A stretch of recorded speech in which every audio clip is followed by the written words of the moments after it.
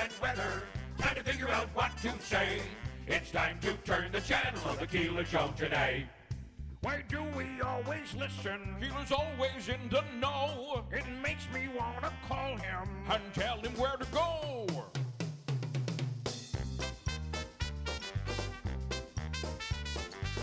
And now let's get things started. Andrew, let's get things started. It's time to get things started. On the most sensational, inspirational, celebrational, Keelerational. This is what we call the Keeler Show.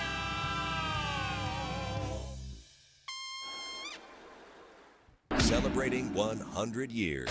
This is Keeler. WIBX 950 and 92.3 FM. Now back to the Keeler Show.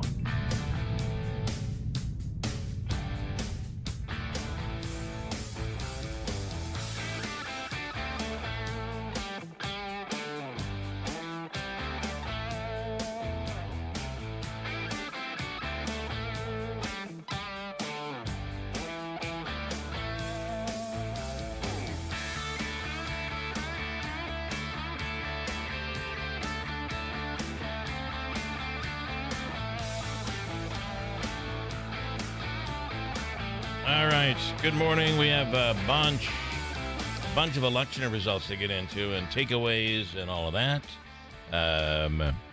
It was not a bad day. It was actually a pretty nice day for voting, right? To get people out. Turnout was pretty big in some areas. The largest turnout in, I think, decades for New York City. And, of course, Mamdani is the new mayor of New York City. So now, after all the things we've heard, we're going to get to find out what is his policy. And a lot of people, there are people saying they're moving out of New York City because of his victory. Yes, well, I would imagine those are the financially well-off, the wealthy individuals. Funny how Tanya Powers had said that a lot of people did move out during COVID, but those people were well off and able to just pick up and leave. And the average New Yorker does not have that opportunity. A couple of things I'll ask you about. Were you surprised? Are you surprised at the issue of Miola and the race between Miola and for comptroller, Miola winning in comptroller? I was a little bit, yes, if I can be frank. I mean, it's close. Frank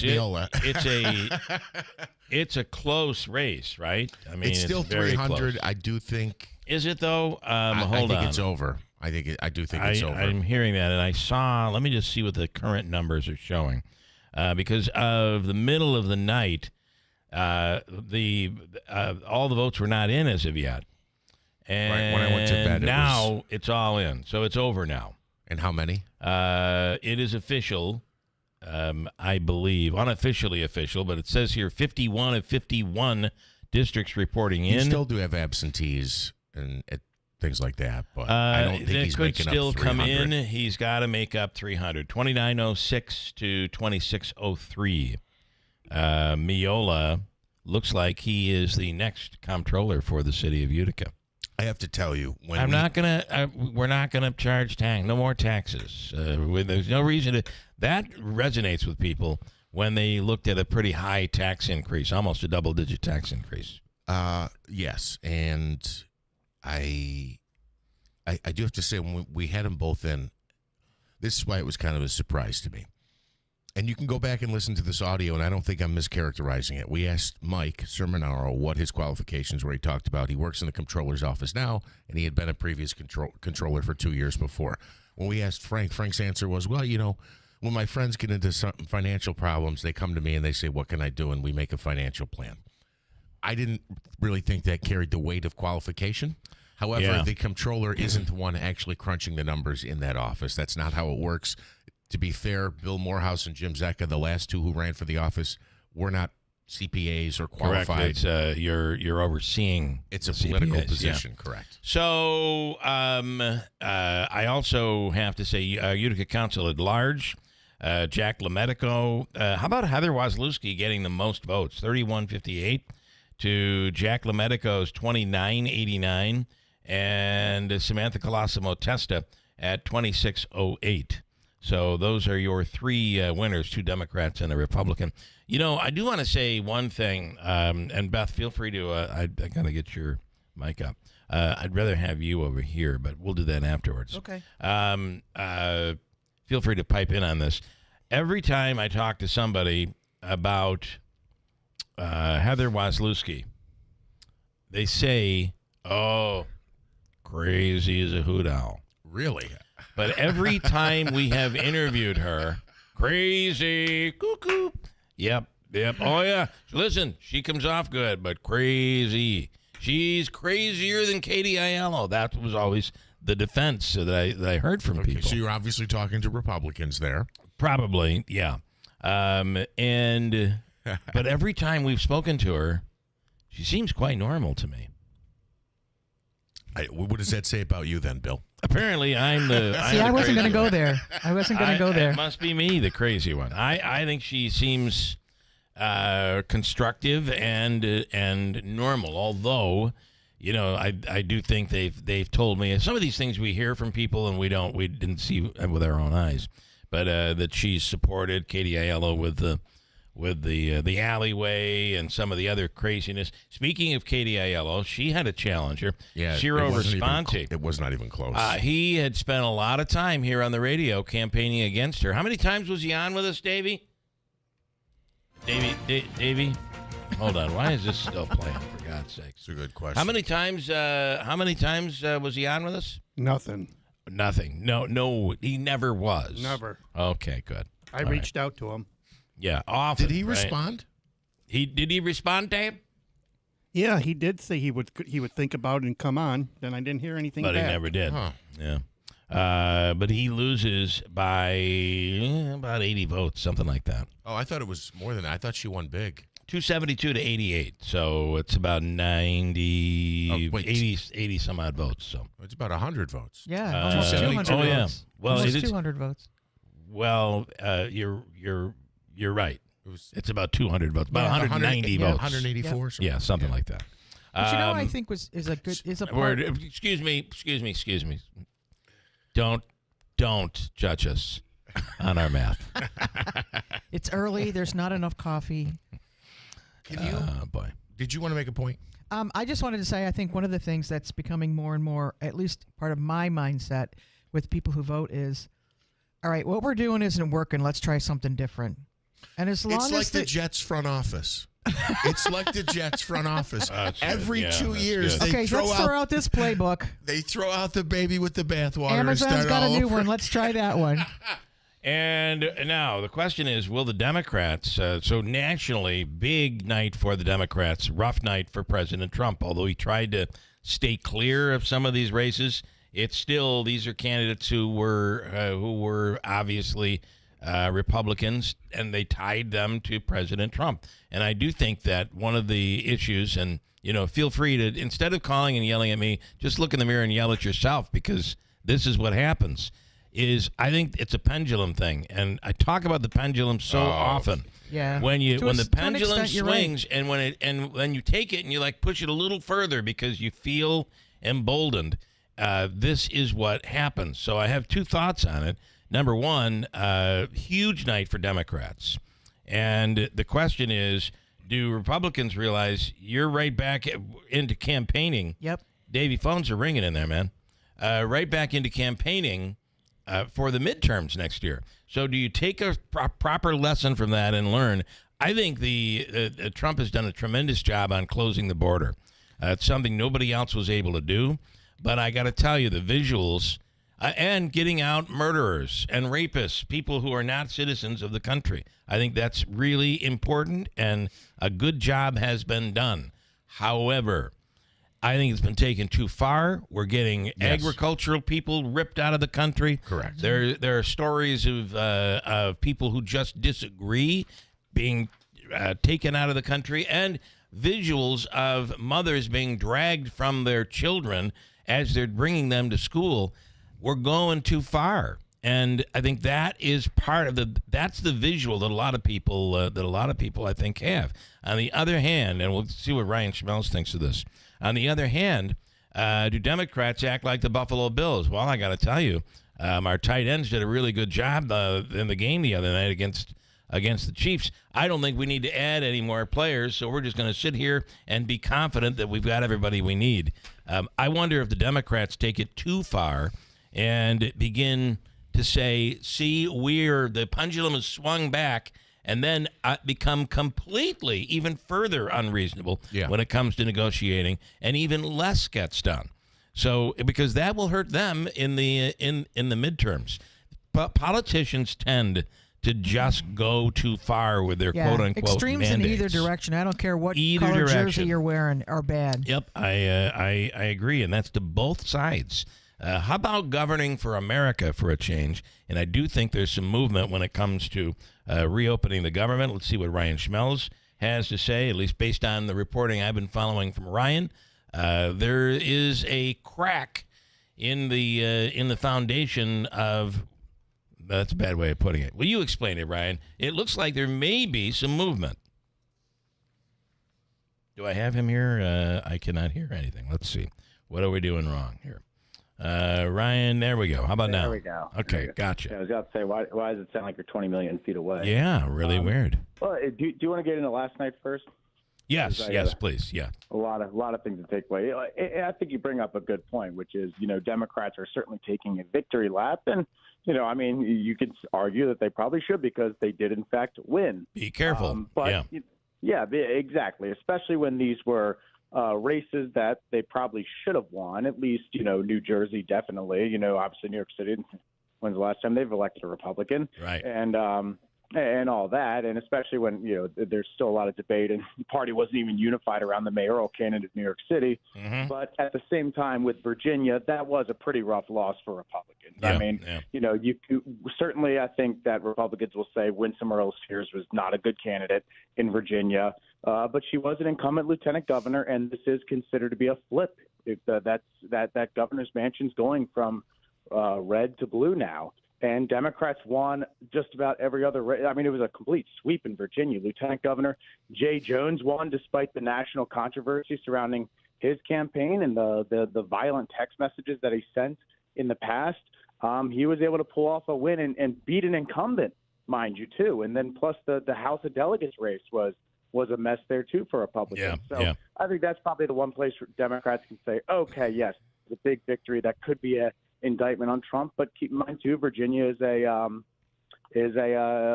fairly blue state, probably more of a trending purple state, but for the most part blue. And that's where maybe the Doge effort wasn't exactly good politically for Republicans. Yeah, especially in Virginia because it affected a lot of people in that way. So the takeaway would be Democrats have your fun, have your victory lap, but begin to realize that this could turn right around and for the midterms. On the other hand, a lot can be learned for Republicans as well. Are we going too far on some of these issues? And is it time for both parties to legislate to America and not their base? Yeah, I think there's a question of two. Maybe it's not the what you're doing; it's how you're doing it. And you talk to some moderate Republicans who, were weary on the Doge effort, who usually would say, that we should be doing hearings on this stuff. We should be doing legislation on this stuff instead of just trying to take the axe to things without any type of, restraint or rhyme or reason for why we're doing this. And some might argue that's kind of what happened with the federal workforce and some of the cuts and the layoffs that happened there. So there's a lot to discuss here, and of course a lot of things you can take away from this. But yes, I mean we're in the midst of a government shutdown, and it looks like there is going to be progress today. I mean, we broke the story yesterday after Punch Bowl did that Senate Republicans are going to be at the White House this morning, and so for breakfast, and we'll see if that leads to anything. It does seem that both sides are talking about the possibility of at least the makings of a deal right now. Yes, and it looks like there'll be something to do with the Affordable Care Act tax credits, maybe a vote or an agreement on negotiating, and of course there's also and so this one keeps getting lost in the shuffle. There's a lot of the Virginia Democrats, the Maryland Democrats. The thing that they've been kind of holding up on is that they want insurances that President Trump and some of these other members of the administration can't go and just make certain cuts or certain slashes to the federal workforce unless it's approved by Congress. And so they want to make sure whatever spending they agree to pretty much gets spent. And that's been an issue that Democrats have had, is because, the rescissions are like making these spending cuts. It only takes 50 votes, and Republicans have a majority, and they can do that. So, Democrats want to make sure that whatever they negotiate stays.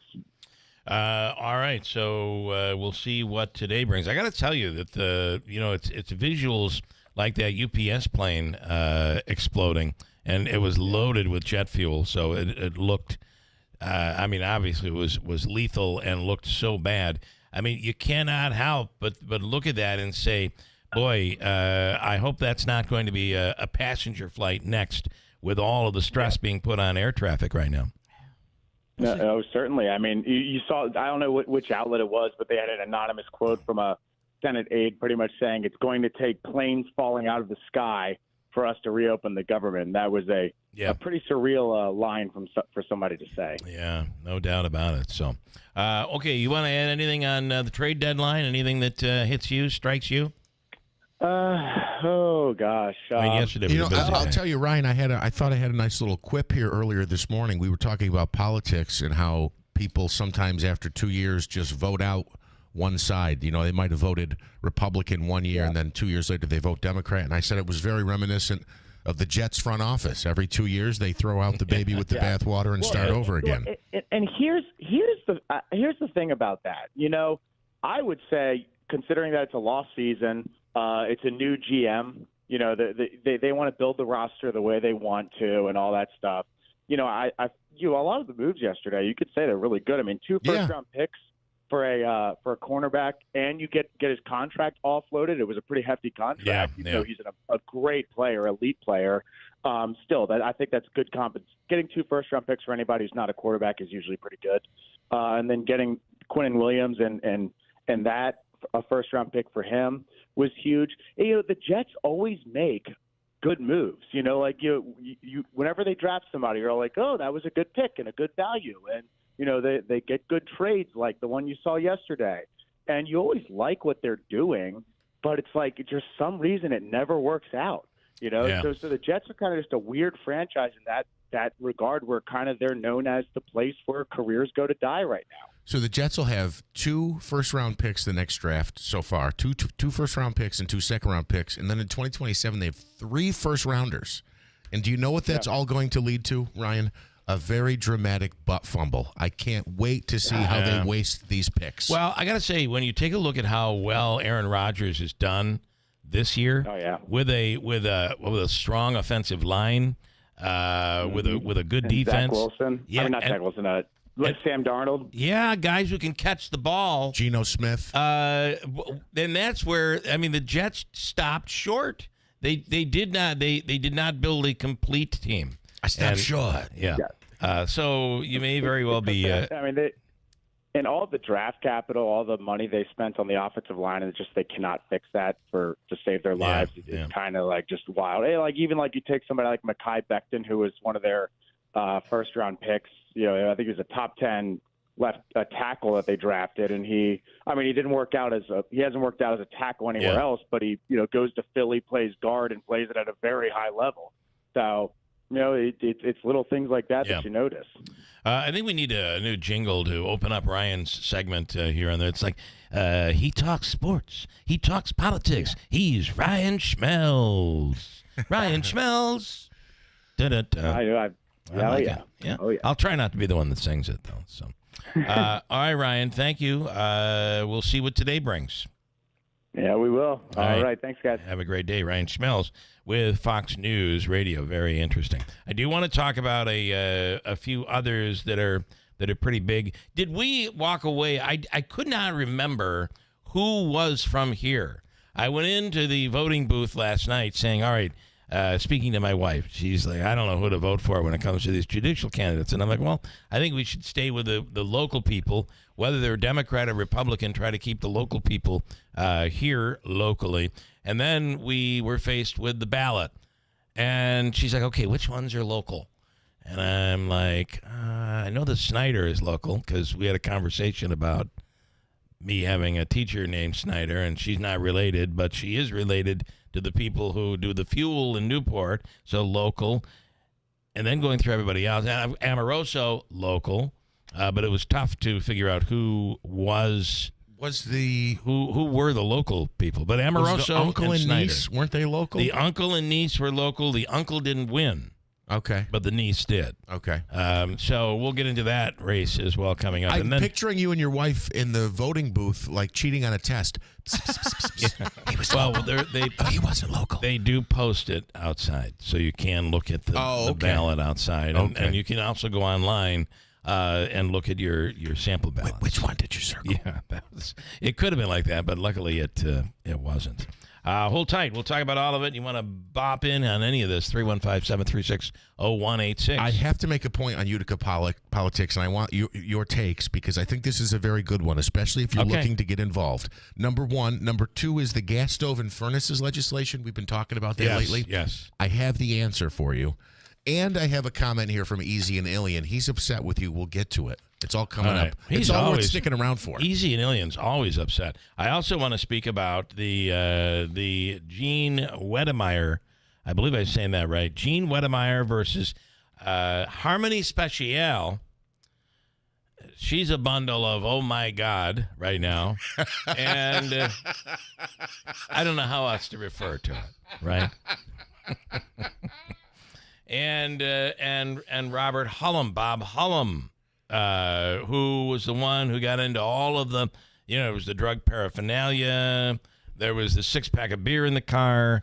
There was the, he got off, second time arrested. And I think there was a third time for not appearing. And it was blamed on Oneida County's probation, which is... He's serving, though, right now, isn't he? No, he's out. No, he's out. Okay. And with all of that going on, we'll tell you what happened in that race as well coming up. And I'm going to start off. I got to take a quick break, right? Quick break, but we will come right back with a very special guest. Very special. And you're going to love it or hate it. Coming up next to WIBX. Whitesboro Central School District is looking for bus drivers to join their team now. Whitesboro is a leading school system in central New York with 7 schools, 3,100 students, and a 92% graduation rate. You can help drive our students' success. When you drive for Whitesboro, you get pay that's based on your experience, great benefits, a flexible schedule, and summers off. Call Andy at 315-768-9740 or stop by the garage, 20 Wood Road, Whitesboro. Journey through a classic story of small wonders and big dreams. Not a second can we spare, 'cause it all comes down to Christmas. As one of America's favorite Yuletide movies comes to life. Ralphie, his family, and best pals. Live on stage. We triple dog dare you to miss the smash hit A Christmas Story, the musical. Live on stage November 11th and 12th at the Stanley Theater. Visit BroadwayUtica.org today to get your tickets. All right, holiday time is coming. That means it is high crime season, but not all crime should be addressed the same way. We have statistics from the FBI, and that's 2022. Firearms is only necessary less than 1% of the time. Now, the burner launcher covers 99.99% of altercations, with the firepower needed to incapacitate any attacker for up to 40 minutes. I carry one myself. I recommend every family concerned about safety and security have one as well. The Burner Compact Launcher is the smallest, less lethal launcher that is concealable anywhere. Now, it may be small, but it fires powerful kinetic rounds, tear gas, that can stop an attacker cold for up to 40 minutes with a range of 60 feet. And you can confidently and effectively de-escalate any situation without using lethal force. You don't need a background check. It's legal in all 50 states. It comes straight to your door. Go to byrna.com and get the launcher that is right for you and your family. High wind warning. The headline, strong damaging winds possible tonight. Could bring some scattered power outages and blowing around loose objects. Maybe a shower this morning. Could be a wet snowflake, but really not much precipitation. Upper 50s this afternoon as the winds start to pick up with some rain showers. Showers into tonight, into the Adirondacks, some wet snow, mid-30s. Gusty winds, that's the bigger problem as they could gust 40+ miles per hour. Partly sunny, breezy to windy at times tomorrow, 45. I'm meteorologist Ray Stidgick at the Weather Channel, WIBX 950 AM and 92.3 FM. It looks like some very windy weather coming up tonight. Currently, we're with cloudy skies and 35 at WIBX. BME Company Business Machines and Equipment has been delivering office solutions for businesses in upstate New York for over 30 years. Their success comes from finding the right document management strategies and software solutions for streamlining workflows. Simply put, BME provides fast, reliable service at the best value to keep your business running smoothly. Through BME's strategic partnership with Hummel's Office Plus, they distribute supplies for just about every machine in your office at a great price. BME welcomes the opportunity to serve your business, selling, leasing, and service in Canon and Kyocera devices, as well as FP mailing solutions. An important part of BME's culture is supporting the communities they're fortunate to work in, and BME recognizes that support is one reason for their success. The future of business in BME's area is encouraging, and the company is grateful to be a part of that growth. Call BME Company at 315-574-8200 or visit BMEcompany.com. BME Company Office Solutions. Made simple. WIBX. This is Keeler. WIBX 950 and 92.3 FM. Now back to the Keeler Show. All right, read Easy's comment. This was me saying, I just think that the ICE has gone too far when there are visuals of dragging women away from their children in the streets, literally dragging them away when you're breaking people's windows open, their car windows, with children in the car, and you're chasing people down the street. Police know when a chase gets dangerous for the public, they know where they can find the person and they back off. Not ICE. These are bad visuals. These will equate to losses at the polling, and it will equate to losses during the midterms. Easy, you're wrong. I'm right, and last night is proof of that. So, do you want me to read the comment or not? Read okay, it. so sorry, Bill. I read it. What laws do you agree with? If you're illegal, you don't belong here. I don't expect you. More complex than that. It's not as simple as that. I just don't understand how people can't see it. Because you go to your local farm, Easy, and those people were brought here legally. And through the clutter of our immigration system, their visas ran out and whatever. Their families are going to school here. They're paying taxes. They are a part of that farmer's work family. Those are the people that we're seeing being ripped away, not the murderers and the rapists and the worst killers of the out worst. There. That's your problem, Easy. So, hey, listen, keep ripping these people away. Keep ripping moms away and showing those visuals on TV. And you see what happens during the midterms. I'm just telling you. He's sorry. He says, I don't expect to go to work this morning at 6 o'clock and pay for people that don't belong here. That's enough people out of work. You're not paying for them. They're helping you. They're paying taxes. Give me an F. Oh, I almost said it. There's enough people out of work. I almost said it. That are Americans that don't want to work now. There is nobody out of work. Anybody who's out of work doesn't want to work. I agree with that. Please. He says there are enough Americans that don't want to work now. We got criminals and other people on public assistance. 8% of our country is on SNAP. Good luck, Democrats. Apparently, the Republicans are angry enough. Or those taxes, SNAP recipients are not illegal immigrants. Give me a freaking break. So I have to agree with you. It pains me sometimes, but I do have to agree. Real quick for Easy. No. Okay, we got to go to Tanya. Let me bring in Tanya. Okay. Tanya, I just want to apologize that you had to sit through that. Oh, no, the only thing I'm regretting right now is not having my popcorn ready. I should have been ready. I really should have been. And dang it, I wasn't. And I missed a good chance to just sit here and munch on a few popcorn pieces. Great apologies. Tanya G. Powers. No need. From Fox News Radio, who won the big three races. It was a big night for Democrats last night. No doubt. You have, of course, the big race here in New York City was the mayor's race. Zohran Mamdani won that one. Was not a huge surprise, I think, to a lot of people who realized that the momentum had been with Mamdani for a while. Yeah. Interesting, if Sliwa were out of the race, it's still Mamdani still would have won. Yeah. Yeah.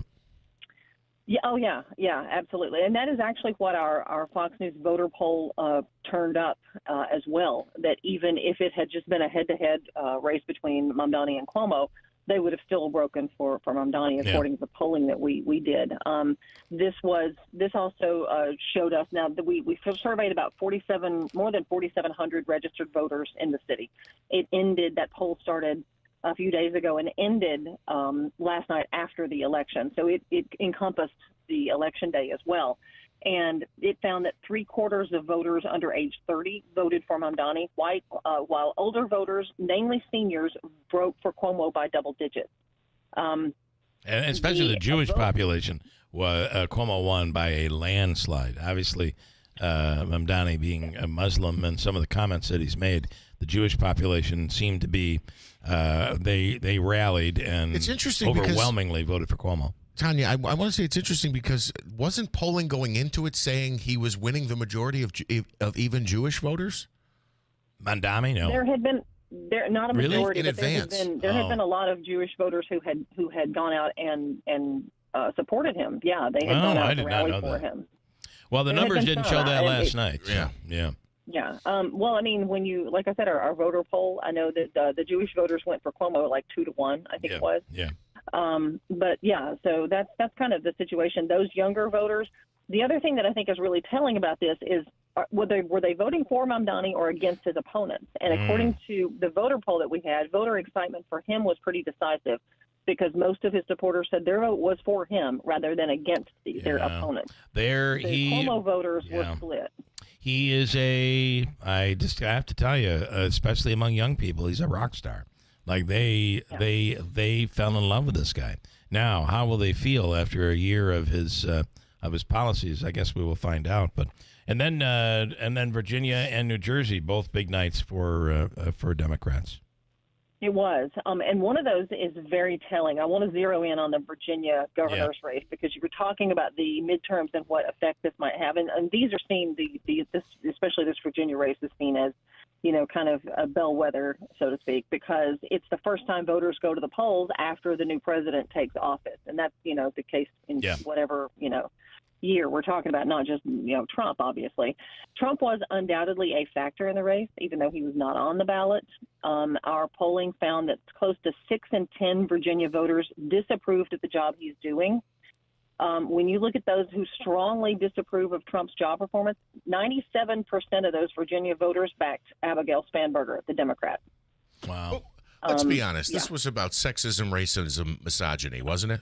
Isn't that what it all comes down to? Actually, well, and it's kind of there may be some in that. I don't know. I'm only kidding, Tanya. I'm kidding. But what you do need to realize on this, though, is the thing that I was watching for, which is how are those Virginia voters, many of those who were federal employees who don't have jobs anymore. That's a big deal. How were they going to break for this? How are they going to vote?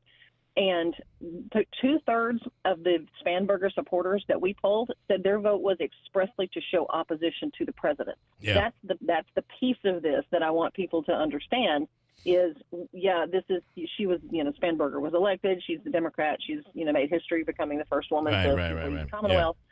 Yeah. But how were they motivated to vote? Were they voting for someone or was this an opposition vote to something else? That sends a message if you're looking at this from a standpoint of what this means for the midterms. Well, in that lens. And what it also means to me is that visuals matter. These are people who are without their jobs. They were probably making $45,000, $50,000, $60,000 a year. And then you see the extravagance going into, I'm just talking about the look. And Republicans shouldn't disagree with this. They should look at it and take note. But, you're building the ballroom. You have the Great Gatsby party over the weekend.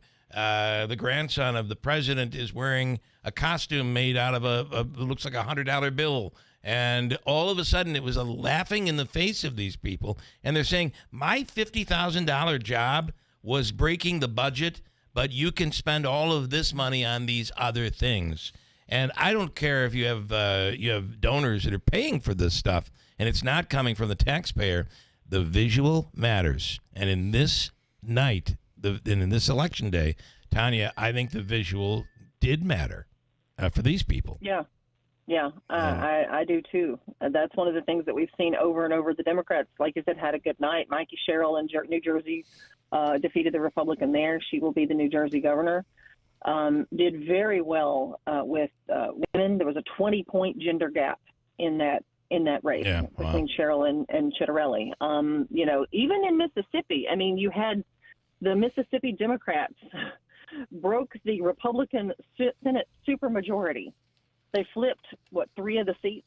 Wow. I mean, this is, and granted, that's not one of the races that we're focusing on, but when you zoom out and you kind of see where it's not just in, states that are thought of as blue states. This is something to look at across the country. Interesting stuff, Tanya, as always. We appreciate your insight. Tanya J. Powers from Fox News Radio. Thank you. Sure. Have a great day. Let me go to, did you want to, we'll save easy for the other side. Yeah. Because, ladies and gentlemen, he's been waiting. Your special guest here this morning. He's come from inside the hole, and he's stuck his head out. Ladies and gentlemen, Liberal Lou. Hey, what's up, Lou? Hey, good morning, guys. So I've been listening to the show. You guys have been doing a great job as usual, but I've been pretty busy. So actually, something Jeff said last week pushed me to want to call in, but something Bill said this morning got me right on the phone. So okay. I think what you said, Bill, is if there was a poll, probably 99% of Americans would agree with you what you said, but it's false. So you mentioned how Trump turned around the border crossings. Well, I think that has happened. We aren't seeing those border crossings. Lou is right. It was Joe Biden and the Democrats. All right, Lou. It was. Go ahead. I've got 2 minutes, so go ahead. So, Jeff, you're going to be stunned. So, right now, you can fact check this. So, I have it right here now. Let me do a little reading. So, this is the last 6 months of the Biden administration compared to the first 6 months of the Trump administration. So, here's what it says here. The Biden administration, this is for actually his last year, ramped up deportations and returns significantly in his final year, utilizing... But that's racist, isn't it? Okay, let him finish. Go ahead. So I thought that was racist. You have 1 minute. I hate to do this, but you have 1 minute. You can hold on through the break, but you have 1 minute. Then can you let me call back after the break? All right, call back after the break, and I'll take you because you're going to be out of time. Lou, I'm so glad Lou called I'm going to in. let him go, and he'll call back. I'm so glad. Just fact check it. See what you come up with. Okay. Jeff's going to begin. Nobody believes that Joe Biden is the reason the border is closed now. Nobody believes that. No, I don't care what your numbers say. Nobody believes it. Okay. What about the first 3 years? Lou? Or the first 3.5 years? Oh my goodness! I have. I'm gonna get in. I'm gonna get into that Bob Hullum, Wedemeyer race, special race coming up from and Herkimer I have County. the secret to get on the Utica Common Council. I got a bunch more. And Liberal Lou on the other side of the break. Lou, thank you. Call back. News is next. From the Stanley Theater Studio, WIBX Utica, Rome. WIBX 950 and 92.3 FM, celebrating 100 years. The candidates claim victory. I'm Kathleen Maloney, Fox News. New York City Mayor-elect Zoran Mamdani pledging to stand up to the president. If anyone can show a nation betrayed by Donald Trump how to defeat him, it is the city that gave rise to him. Fox's C.B. Cotton has more on New York City's mayoral race. His closest competitor in the polls, former Governor Andrew Cuomo, called his own run, quote, the right fight to wage. Cuomo, who had President Trump's last-minute endorsement, narrowed the gap in the final days of campaigning, but it was not enough. Republican candidate Curtis Sliwa remained a distant third for most of the race. Last night when he conceded, he said if socialism is implemented, quote, we will become the mayor-elect and his supporters' worst enemy. Mamdani's agenda includes free public transportation and a rent freeze. A Democrat takes back Virginia. Former Congresswoman Abigail Spanberger said she knows she'll have a hard job as Virginia's governor and showed her gratitude to the voters. Thank you for showing up in every corner of Virginia. Thank you for diving deep on policy. The woman she defeated, Lieutenant Governor Winsome Earl Sears, also expressed gratitude for the opportunity Virginians gave her 4 years ago. You believed in me, you who voted for me and who worked so hard to make our dream for Virginia come true. Spanberger will work with slim Democratic majorities in her state's legislature, which she hopes will grow in next year's midterms. Gernal Scott, Fox News. Another Democrat wins in New Jersey, where Mikey Sherrill claims victory in the governor's race. This was a tough fight, and this is a tough state. But I know you, New Jersey, and I love you. Her opponent, Jack Ciattarelli, had the backing of President Trump. America is listening to Fox News. I'm Ed Evans, CEO of Consumer Cellular.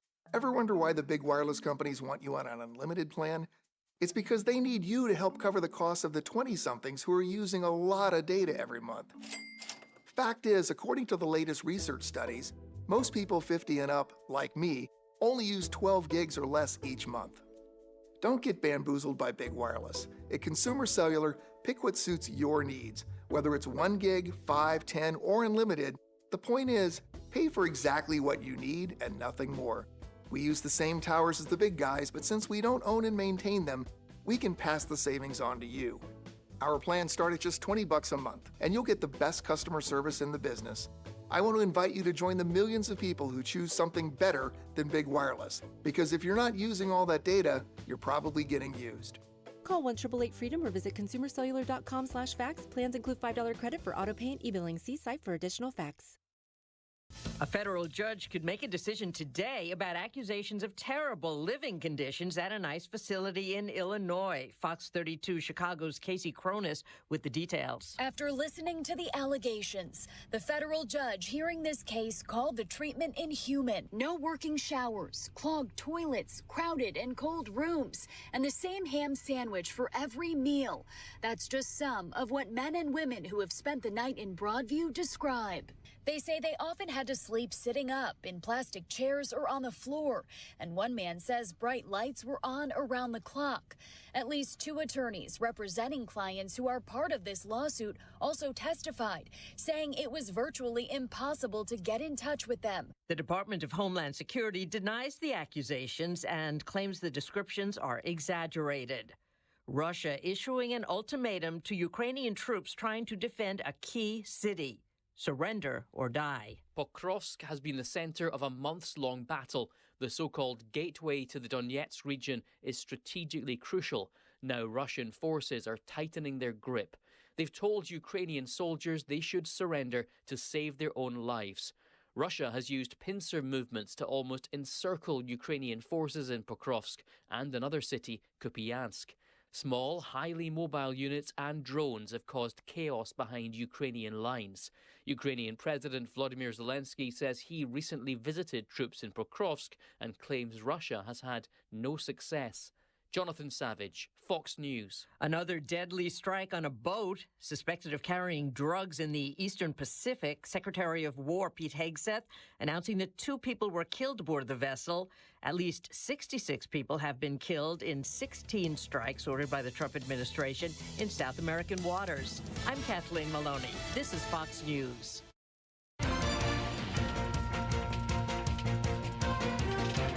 Oh, this is going to be a big hour. I can feel it. We have cloudy skies, 36 degrees. WIBX 950 AM, 92.3 FM news. Time is 7:05. This news update is brought to you by the Stanley Center for the Arts. Taking a look at some local election results from last night. Something that many consider to be an upset, as Democrat Frank Miola appears to have defeated Republican Michael Sermonaro. All precincts reporting he leads by 300 votes. Absentees still need to be counted, but I don't know if that's a deficit that can be made up with absentees. I guess we shall see, but right now it appears I don't think Democrat, we're calling that too close to call. I think we're calling that a win for Frank. Win, I think so. I believe you are correct. Elsewhere, let's stick in the city of Utica. First Ward, Katie Aiello wins re-election. The at-large seats go to Sam Testa, Jack LaMedico, and Heather Wazlewski. We will highlight some of the other races as well. In the town of New Hartford, Democrat Jim Messa wins over incumbent Republican Paul Michonne in the race for town of New Hartford supervisor. Could I just say one thing in the news, if you don't mind? I would like to congratulate my dad, who me too. Who is a council legislator in Herkimer County, who is in the town of Columbia. So it's a small county. It's a small town, farming community, and he was unopposed. However, received one of the highest vote tallies of all the legislators in Herkimer County. He received 453 votes. And I'll tell you why. I mean, he is I realize this is my dad, so please. Yeah. But when a constituent has an issue, he doesn't care who they are or what political affiliation or whatever. I mean, he's a staunch Republican, but he literally digs in and tries to help fix the person's problem. And that's how you get, you'd say 453 votes, that's not a big deal. Well, I don't think many more than 453 people voted yesterday. So the lesson learned is do everything you can for your constituents, and it will come back tenfold. Remember why you're there. Remember why you're there. You're not there for your own... Nope. Your own benefit. One party over the other. You're there for the constituents, for everybody. I'm confident that my dad is one of those people. Now, if people would say your dad versus you, I'd pick your dad 1,000 times over. I get it. I understand. In Herkimer County, let's say congratulations to Senior Keeler. Yes. There you go. There you go. Although he doesn't like to be known as a senior, as a citizen, but you know what I mean. I gotcha. Mr. Keeler, congratulations. The better Keeler choice is what many say down there in the town of Columbia. Bill, in the city of Albany and in the city of Syracuse, new leadership, and for the first time, both cities will have their first female African-American mayor. In Albany, for the first time in history, an African-American mayor. Democrat and Chief City Auditor Dorsey Applers declares victory over Republican Rocco Pizzullo, who will be replacing the retiring Kathy Sheehan. And in the city of Syracuse, it's Deputy Mayor Sharon Owens, who cruised to victory over 3 candidates there. She will be this city of Syracuse's first African-American female mayor. What else do I want to get to? We do have a slight update on the SUNY Morrisville incident. State police now say the shooting inside South Hall was the result of a dispute between 2 people who knew each other. Yeah. A 20-year-old man who was identified yesterday as a non-student was shot in the neck and is expected to survive. There will be an increased police presence on campus to ensure safety of students, faculty, and staff. So far, no arrests have been made in that shooting incident. We have some information on that I have been asked to not share, and that it is part of the investigation. But the one thing that we can say is it's what we still don't know is it 1 suspect? Is it 2 suspects? Is it more than that? Where are they from? Was one of the suspects a student? If they all 3 or 4 or how many people there are, 2, if they were there on campus and they're not students, what were they doing on campus? Exactly. There are a lot of questions to be answered. I would think if this happened in a dorm that there has to be a student involved There's in the situation be a connection somewhere. Right. So, and a camera, right? Right. Yeah. In Cameras 2025, everywhere. there's got to be a camera. Yeah. So we know who was going in So I think out. there's stuff that they know that we're not being told, but there's a lot of stuff I think that people are going to, especially if you're paying for your kid to go to school there, you want some answers on some of this stuff. So. All right, let's get to the forecast, Bill. We're going to have a high wind advisory in place. 50+ miles an hour gusts of wind. So that'll be after 7 p.m. tonight. Here's details from Ray Stajic at the Weather Channel. High wind warning. The headline, strong damaging winds possible tonight. Could bring some scattered power outages and blowing around loose objects. Maybe a shower this morning. Could be a wet snowflake, but really not much precipitation. Upper 50s this afternoon as the winds start to pick up with some rain showers. Showers into tonight, into the Adirondacks, some wet snow, mid-30s. Gusty winds, that's the bigger problem as they could gust 40+ miles per hour. Partly sunny, breezy to windy at times tomorrow, 45. I'm meteorologist Ray Stidgick at the Weather Channel, WIBX 950 AM and 92.3 FM. Right now, cloudy skies and 36 at 7:10. All right, we'll go quickly here in sports from the IBW 43 Sports Desk. I just want to highlight a couple of trades for the Jets. Actually, they did a nice job yesterday as they send the overrated Sauce Gardner out of town. They get a first-round pick in 2026 and a first-rounder in 2027, that coming from the Indianapolis Colts, along with wide receiver Adonai Mitchell. The Jets then followed that up by sending defensive tackle Quinnen Williams to the Dallas Cowboys for defensive tackle Maisie Smith, a second-rounder this coming year, and then a first-rounder in 2027. So the Jets will have 2 first-rounders in 2026, 2 second-rounders in 26, and then 3 first-rounders in 2027. Elsewhere, the Saints and Seahawks struck a deal for a speedy playmaker prior to the trade deadline yesterday. New Orleans trading wide receiver Rashid Shaheed to Seattle in exchange for a 2026 fourth-round pick. Elsewhere, the Raiders sending off Jacoby Myers to the Jacksonville Jaguars in exchange for a 2026 fourth-rounder and a 2026 sixth-rounder. Thursday night football coming up tomorrow night on WIBX. I'm going to have to point to Smitty for this one. I do want to mention tomorrow at the Adirondack Bank Center a rematch of the D3 National Championship game as the Utica University Pioneers men's hockey team will host Hobart at the Adirondack Bank Center. Thursday night. It's a Thursday night game. The Comets are home on Friday night. I hate Hobart.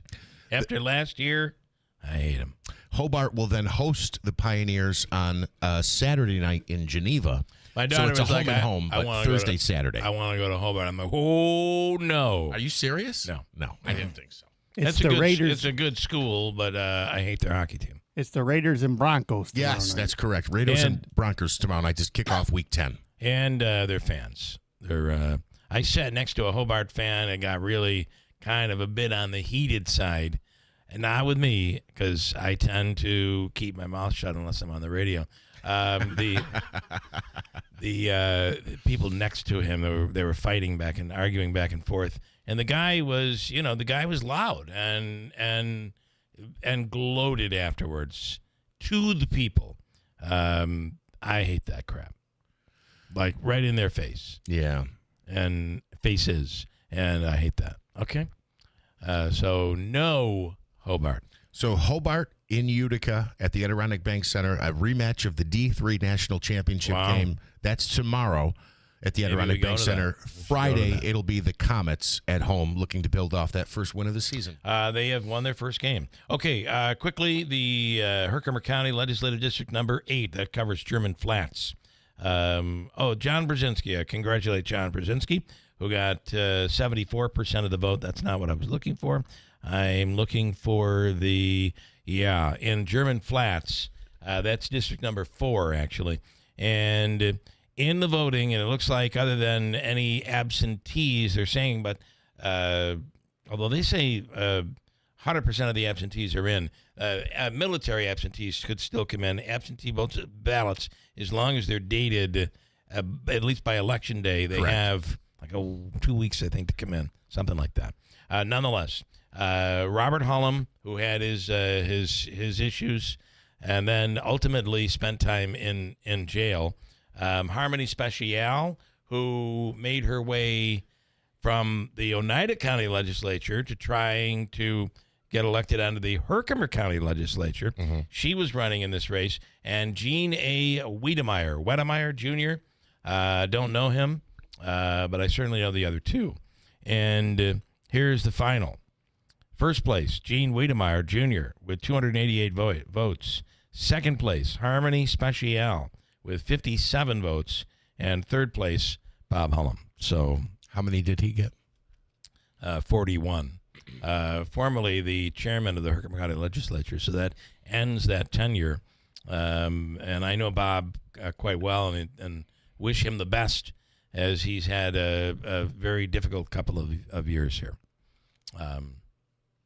Anything else? Anybody else? Any other big ones? I want to get giving comments on Lou. Miola winning, and then let's bring in liberal Lou, who, by the way, Dawn. I know you have a comment from Dawn in New Hartford. Dawn says you guys should change liberal Lou's name to delusional Lou or delusional Lou. Or Loco Lou. Delusional. There you go. Or Loco Lou. The reason Trump won was he promised to close the borders, and he did. All right, Lou. Good morning. And I don't care what the stats say. Lou, you cannot tell me the reason that immigration is down to the point that it's down to is because of the policies of the Biden administration. Well, actually, it is true that he did a better job his last 6 months than Trump did in his first 6 months. That is a fact. It's not delusion. You can research this online. You say better than. They say border crossings are at 0 right now. You're saying... Well, they're not at 0. They're saying 0, but they're not 0. Right. And even Trump said, I find it hard to believe that number. But you're talking about statistics. So you're telling me Biden's number statistically was lower than 0. I'm talking about his last 6 months and Trump's first 6 months. Okay. So All right. Biden. Okay. Let me get into this. So Biden. Okay, you can believe he made many mistakes his first 2-3 years, but he absolutely turned this around. Like the statistics said, he returned 700,000 people, and he absolutely stemmed the flow across the border. So saying that Trump did something phenomenal, no. It was already set in place. Biden changed his policies wisely, and he stopped the inflow. Trump came into a great situation. But Lou, he did not create a miracle. Lou, sorry. Okay, Yeah. but I think you got to give credit where credit's due. And whether you agree with the policy or not, I think the people that were coming in from South America and from Mexico realized that there was that Trump's administration and ICE and Border Patrol absolutely meant business. And if you want to get shot, come over. If you want to be caught, who's been shot? Just listen to me. If you want to be caught and taken back, that is the fear. It was the scary man in the castle type thing that'll do anything. That is how Trump basically saying, you can come over, but I would fear your life, and especially, I wouldn't even fish. I wouldn't even fish in the in the waters these days because we'll blow you out of the water. It's that. To me, I agree. And that has worked. He has accomplished that. You have to give him credit for that. I agree. There are less people coming in, so there are fewer people to return.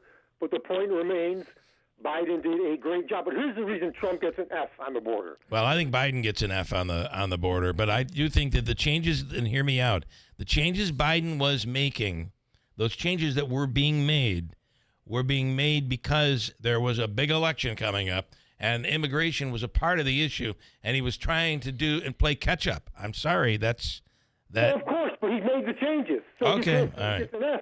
He made the changes and he turned the situation around. So why does Trump get an F on the border? That's not fair to Biden. I don't think that's fair to Biden. I mean, just saying, he only did this because it doesn't matter. The policy is the policy. Well, then why didn't he do it? Why didn't he do it in his first 3 years? Well, I think he did a lot of things that did try and stem it, and I think he made mistakes. I think there were mistakes that were made. There were big mistakes, yeah. There were. So he was not perfect. But the point I'm making is Trump should not be getting all of this hurrah. And the reason Trump should get an F, final reason, is that Mitch McConnell created a panel to finally initiate into law a sensible, wise immigration policy that would stop this from ever happening again in any way, no matter who the president was. Okay, hold on. He created this panel, That's not headed true. by Senator Langsford, Republican, conservative, Oklahoma, and they did a great job. Well, that may be true, but listen, the buck stops where? You got to give the president credit. Hold on, Beth would like to pipe in. And I'm not going to dive into this pool by any means, but let's not forget what The was water's happening. cold, so. What was happening in the world in 2020, 2021, 2022, coming out of 2023, a global pandemic. Yeah, and that was the lead story on every news channel across the globe for years. And that is part of the reason, I have to say, why there was a stop at the border by Biden, Lou, and that is because of the fear that COVID was being brought over and crossing the border, and that is part of the reason why immigration was border crossings were stalled for a point during that time because of it was a COVID initiative. Job early in his term because he did use COVID Yeah. to stem the border crossings, but COVID ended his last year. He created other policies. He had an agreement with Mexico. Several things he did to stem border crossings, but I want to finish on Mitch McConnell. So they created this new a bill, an immigration bill, which was praised by everyone initially, until Donald Trump said, no, we can't have this because it'll take the issue away from me. I see where you're going with this. Yeah. So, yeah, Lou, that might be true. it absolutely is true. We should have that Well, bill. Senator Langsford, I don't know if you know about him. You should do some reading about what he says about We this don't bill. read here. We do not read. We Only the just form comments. conclusions. Just comments from listeners. Well, anyways, once Trump came out and said no, and he ordered the senators to not vote for this bill, which they were all going to initially. He ordered them to not vote for it. We didn't need So Lou, there's a hole in your logic right there. They never passed the bill. We needed this. This is what the Biden administration was saying. We have Well, to he's pass saying it. they didn't pass it because Trump and Trump Which did, is true. Trump went which and is talked to true. Republicans and said, "Don't support this However, bill." You can't take away from what he actually accomplished. But the Biden administration was saying we can't close the border. This has to be addressed by bipartisan legislation. That is true. But by Lou's own words, without that legislation, Biden went in and closed the border. That's where this call started. Yeah. No. We need Yes, legislation. that's what you said. If you notice, though, Lou, I don't want this to go any further. What Lou is saying, you got to read, you got to listen carefully. And because hold on, I'm sorry. Because what he's saying is not the border. Lou is talking about deportations, right? Everything. Okay, so you're talking about everything. All right. Well, I was trying to defend you, but apparently, everybody knows that doesn't add up. Everybody knows it. Okay. All right. Listen. Senator Langsford continued to push for the bill because he worked immensely hard on this bill for months. He stopped his entire life to create this bill, which would have solved all the problems. We wouldn't be having this discussion. Don't have to rely on Bidens and Trumps. You would have a law set in place. Yeah, it was a tremendous law. It was going to increase. We do have a law. We do have a law. We do have a law. We have a law. And prior to Biden, we had the Remain in Mexico policy, which Biden immediately got rid of, and the numbers spiked astronomically after that. I'm focused on Donald Trump and why he gets an F. I know you are. He gets an F for saying, do not pass this bill. That deserves him an F. I see what you're saying. That's All right. okay. Fair That's enough. Okay. I don't even dispute that. And it's not up to me to dispute it or not. I think that's undisputed. That Trump said, Let me just throw one don't more support thing this bill. Okay. Let me throw one more thing in about Trump is that Senator Langsford, after Trump came out and said stop the bill, continued to come out and push for it. The amount of death threats that this guy got, had higher security around the clock for his house because he dared to oppose Donald Trump. Yeah. This is a conservative, ultra-conservative senator from Oklahoma. Death threats by the thousands after him and his family because he said, no, this is a great bill. We should vote for this bill. It's insane what goes on with Trump. But okay. Well, Lou, I got to say, there's political violence across the board, and I think what you just described, I think everybody agrees is disgusting, and there's no room for it. But I wouldn't blame it on one side, right? Well, we've said before, we're not blaming this on one side. While I would say that I disagree with much of what you say, Lou, I do enjoy your passion in having you on the radio. So glad to hear. I don't know what you said that I would disagree with. Well, you got a minute for me on another topic or no? Okay, quickly, but I think the giving Trump an F on the border is absolutely incorrect. But okay, go ahead. Well, it gets an F for stopping the bill. I understand. I understand that. But anyways, one more quickie. Go ahead. Well, it's not a quickie. Jeff said that he voted last week. That's the reason I was in this call. I knew I shouldn't have said this. He voted for Trump because of his policies. So I wanted to question Jeff. Go ahead. On what policies? I guess the border is one. The border is one. Let me just run down a quick list of some of the policies. Mm-hmm. Did you like his pardon of the criminals? No, and I didn't like the pardon of Biden's family and all the people that he pardoned. Do you know how many crack dealers got pardoned by Joe Biden? I don't have the number in front of me, but it's an insane number. By Joe Biden, but the supply was getting low. We had to get the workers back out on the. That was insane. Did you like the fact that Trump has slashed Ukraine aid and said that Zelensky started the war? I mean, is that a good policy? Well, but you're talking about policies that are after the election, so you can't blame him. You can't blame Manansky on that. Look, that came in the second term. Well, okay, but I'm just saying, Lou, now that go you look. at hindsight, Go are look you at. still happy with your vote? No, and I said from day one, the first time Bill asked me, would I share this on the air? My concern with Trump has always been he goes too far. Just like, and I'll use the immigration situation as a perfect example. When Bondi goes out there and is pounding her fist going, the worst of the worst, the worst of the worst, and you see gang members and human traffickers and rapists getting deported, everyone goes, great job. When you get a woman who lived in the United States for 15 years, came here illegally, she lived here for 15 or 16 years, she was a waitress at a diner in some small town in Oklahoma, paid taxes. Has children now. Has children, never did anything wrong to anybody, and ICE comes in and scoops her up and deports her, and the whole village goes, why did they get rid of her? Yeah. Everybody loved her. That's an example of him going too far, and there's many examples of that. But again, and this is a perfect, you know what, Lou, we probably agree on that. We probably agree on that. But you even acknowledge the border was completely out of control until, wait, there's an election right around the corner. And polling shows that we're not doing enough to stop this. So, all right, let's let Lou get the last word. Okay, Lou. Last word, Lou. Well, last word, I just had a couple of other things to throw at him. Did Jeff like, does he like the tax cuts for the wealthy? I mean, no, but I like no tax on, I like no tax on overtime. I like no tax on tips. I think most of America, the working class, loves that. But the bulk of the tax cuts are pointed towards the wealthy. But you have to admit, if Biden had come up with been able to pass no tax on tips, you would be loving that. And how about the tariffs, Jeff? I mean, Trump announced tariffs while he was running. His favorite school, the Wharton School of Economics, said his tariffs would be 3 times as inflationary as the economic policy. Have they been? Isn't inflation down from where it was under the Biden administration? Despite the fact that we have these tariffs? I think it's going up, but it's... You think so? Go look at the numbers. So far, it's slowed. It is still creeping, but it is slowed. It is not skyrocketing like people had predicted. So far, the companies are eating the tariffs. They're not passing them on to consumers. Is the number 17 billion or 17 trillion in investment in this country? I believe it's a gazillion. I'm pretty I sure. think yes. I think it's a Trumpzillion. Is what all it right, is. Lou.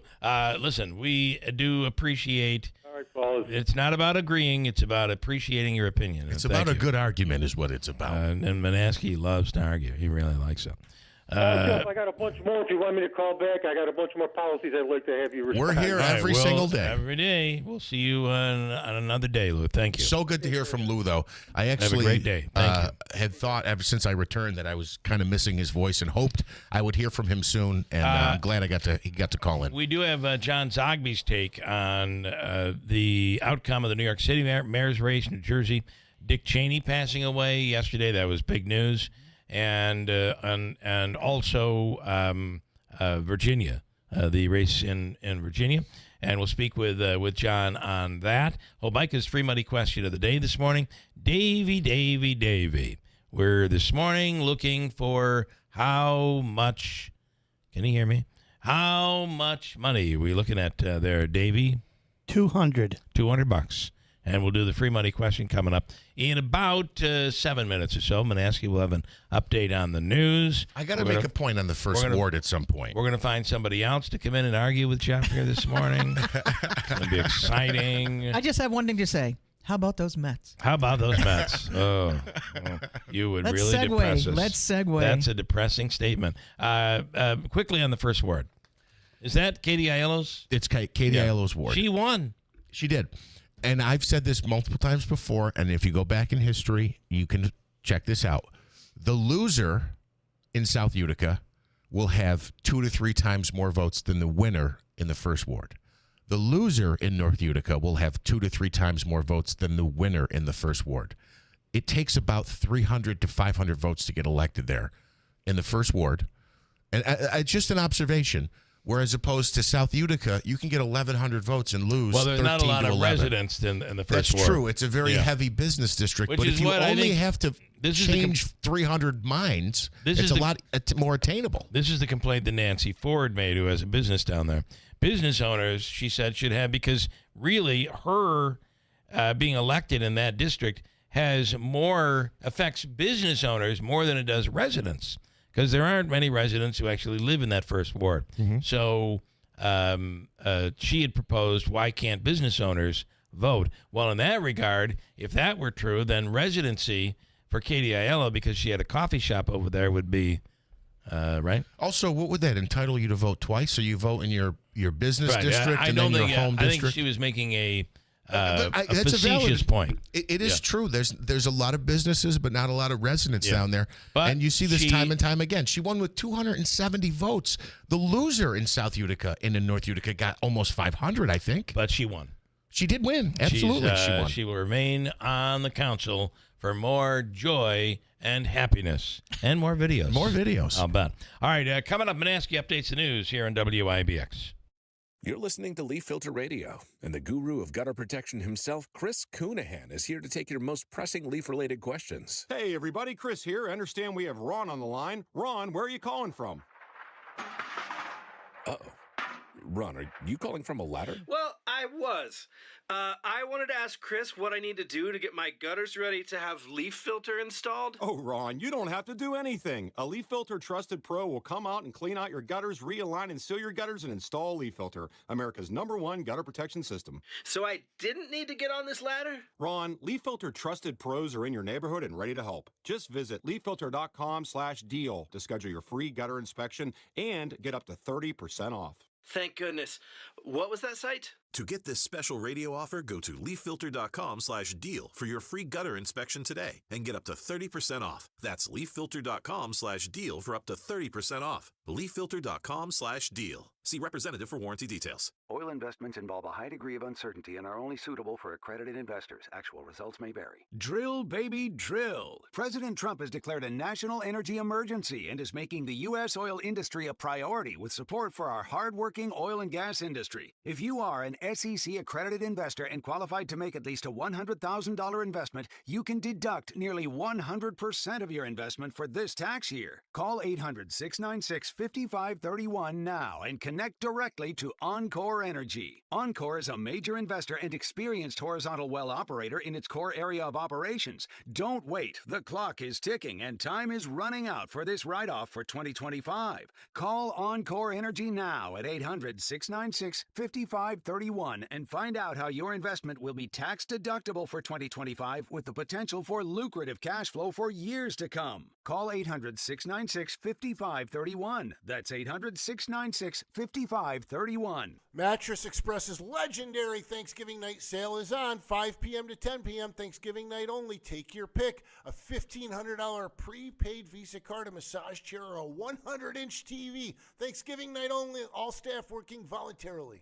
Fill your holiday spirit to the max as the historic Rome Capitol Theater presents It's a Wonderful Life. The perennial holiday favorite returns in all its restored 35mm film glory. Catch 3 showings, Friday, December 19th at 7 p.m. and Saturday, December 20th at 2:30 and 7 p.m. Tickets are $8 for adults, $7 for seniors, students, and veterans, $6 for Capitol Friends, and $4 for children 12 and under. For complete info, visit RomeCapitol.com.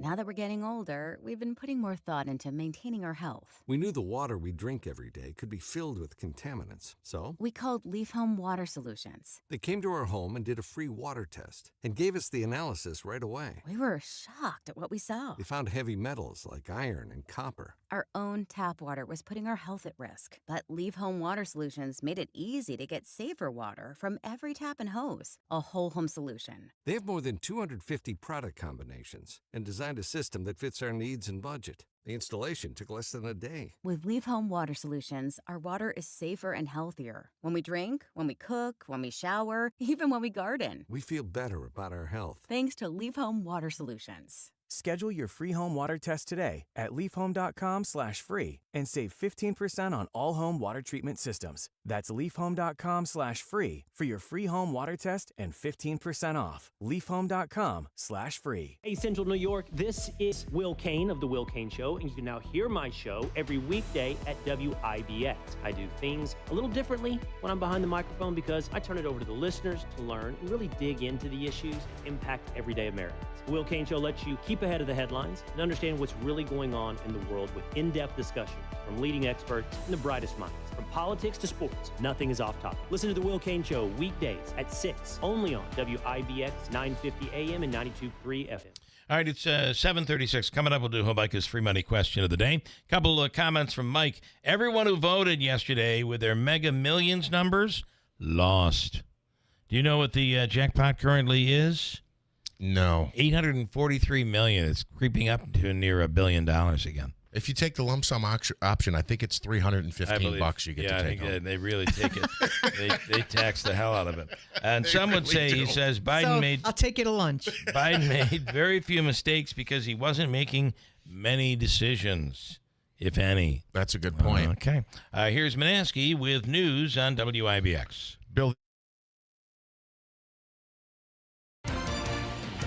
Bill, this news update is brought to you by Clinton Tractor, the leader in service. Visit them at clintontractor.net. Democrats fresh off some big wins in Tuesday night's key elections.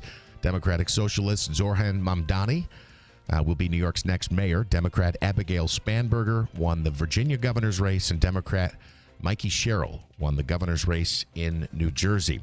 Off that news, President Trump is trying to rally Republicans as the government shutdown hits day 36, making it the longest in U.S. history. The president will host GOP senators for a breakfast at the White House today, urging them again to consider eliminating the Senate filibuster to reopen the government with a simple majority. Many Republicans still are not, though, on board with that idea. Transportation officials are warning of major chaos in the skies if the government shutdown continues. And maybe not even the skies, maybe on the ground at the airport. Transportation Secretary Sean Duffy says more U.S. airspace may have to close next week because there aren't enough air traffic controllers to safely manage flights. Travelers are already dealing with long security lines and delays as airports struggle with staffing shortages from the government shutdown. At least 7 people dead after a UPS cargo jet crash in Louisville. Kentucky Governor Andy Beshear posted the news on X, saying the number is expected to rise. 11 others are injured, with 2 in critical condition. Tesla's annual shareholder meeting kicks off tomorrow with a high-stakes vote already making headlines. Elon Musk's $1 trillion performance-based pay package and his control of the company could be on the line, as Musk has hinted he might leave if that deal is blocked. And this scares me. I got to get a reaction from the two of you. Tom Brady is keeping a piece of his late dog, Lua, alive. I saw this. He's cloned the animal Yeah. into a new dog named Junie. The former NFL quarterback announced that Colossal Biosciences used a blood sample from Lua, who passed away in December of 2023, to create the clone. The announcement comes as Colossal acquires Texas-based Viagen Pets, and it's Viagen Pets and Equine. They look to expand pet cloning and de-extinction research. I always get nervous when we think we actually have the knowledge, the ability, and the foresight to play God. I'll cheers to that. Yeah. It's some scary stuff, at least I think. I agree with you, Beth. We do have a high wind advisory that takes effect later this evening. You might have some things on your porch. Maybe you didn't get rid of the pumpkins yet, or some plants. And if you leave them out on the deck tonight, you might find them in the backyard or your neighbor's backyard tomorrow. Here's a look at your forecast. High wind warning. The headline, strong damaging winds possible tonight. Could bring some scattered power outages and blowing around loose objects. Maybe a shower this morning. Could be a wet snowflake, but really not much precipitation. Upper 50s this afternoon as the winds start to pick up with some rain showers. Showers into tonight, into the Adirondacks, some wet snow, mid-30s. Gusty winds, that's the bigger problem as they could gust 40+ miles per hour. Partly sunny, breezy and windy at times tomorrow, 45. I'm meteorologist Ray Stidgick at the Weather Channel, WIBX 950 AM and 92.3 FM. And that wind warning is in place for Oneida and Herkimer counties, Madison County as well. Gusts up to 55, 60 miles an hour overnight tonight. I read this morning that the governor's actually closed 6 or 8 bridges going in and out of New York City because of the expected wind gusts. Like if you're driving a tractor trailer, a big, some kind of a big vehicle, they're closing the bridges. You'll get the same thing. Freedom Bridge, and I think it's the Freedom Bridge. There's a very tall bridge in Buffalo that closes down from 8 a.m. this morning to early tomorrow morning. When the wind is blowing, you can feel it, and it'll blow a vehicle right off the bridge. Yep. So be aware of all of that. Time for Hobica's free money question of the day. Today it's worth $200. After that, we'll speak with John Zogby about election night. This is very interesting to look at all this coverage from the election yesterday. We'll get into it with John coming up. But Davey, $200 from Hobica on the line, and we are looking for caller number 5. 315-736-0186. 315-736-0186. Caller 5 now at WIBX. Some firsts you'd like to leave in the rearview mirror. Other firsts are life-changing. 90 years ago, Nokian tires changed driving with our first, the invention of the winter tire. Today, we're still the leader in winter driving with more than 100 patents and 200 days of testing in the Arctic every year. Winter is our first love. Make winter safety your first priority. Nokian tires. First things first. Visit Tolman's Tire and Auto Repair in Utica, Yorkville, Rome, and Herkimer, or online at tolmanstire.com. Hey everyone, it's Lisa from Fit Body Boot Camp in Whitesboro and Clinton. Life can be tough, full of judgment and negativity, but for 30 minutes a day, you can forget all that and focus on yourself. Just like one of our members, Irene, who mentions that everyone's cheering for each other, pushing through the sweat, the tough moments, and even the stuff that feels a little sucky. Irene also mentions finding the strength, the confidence, and a real fitness family here is outstanding. Come join us, embrace the challenge, and find your fitness home at Fit Body Boot Camp in Whitesboro and Clinton.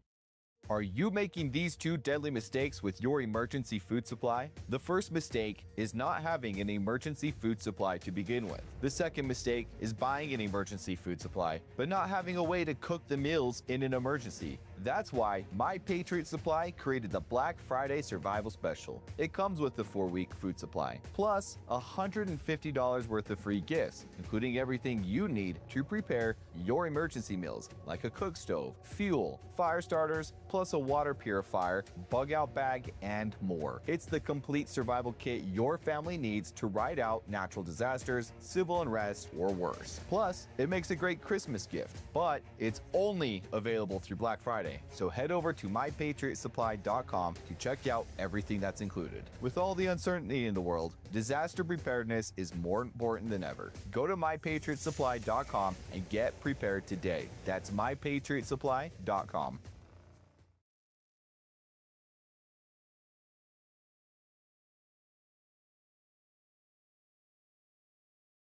Celebrating 100 years. This is Keeler. WIBX 950 and 92.3 FM. Now back to the Keeler Show. I don't know what that says. Whenever I hit that, something crazy happens. Weirdness. All right, it's time for Hobica's free money question of the day. It's worth $200 here this morning, and our good friend Magic Bill Howard, ready to take a shot here this morning. William, good morning. Good morning, William. How you doing? That's good to hear from you, man. I'm still here, William. You're still here. We're all still here, and you're fighting away. We appreciate that. All right, are you ready to take a shot at Hobica's free money question of the day? It's worth $200, and I'm looking for a specific answer, but I would accept a couple of answers out of this. Are you ready? Yes, sir. Okay, you know how it works. You'll have 7 seconds to answer the question. Here is your question. Who inspired our state's name change from New Amsterdam to New York. Ready, go. Jeepers, I have no idea. George Washington.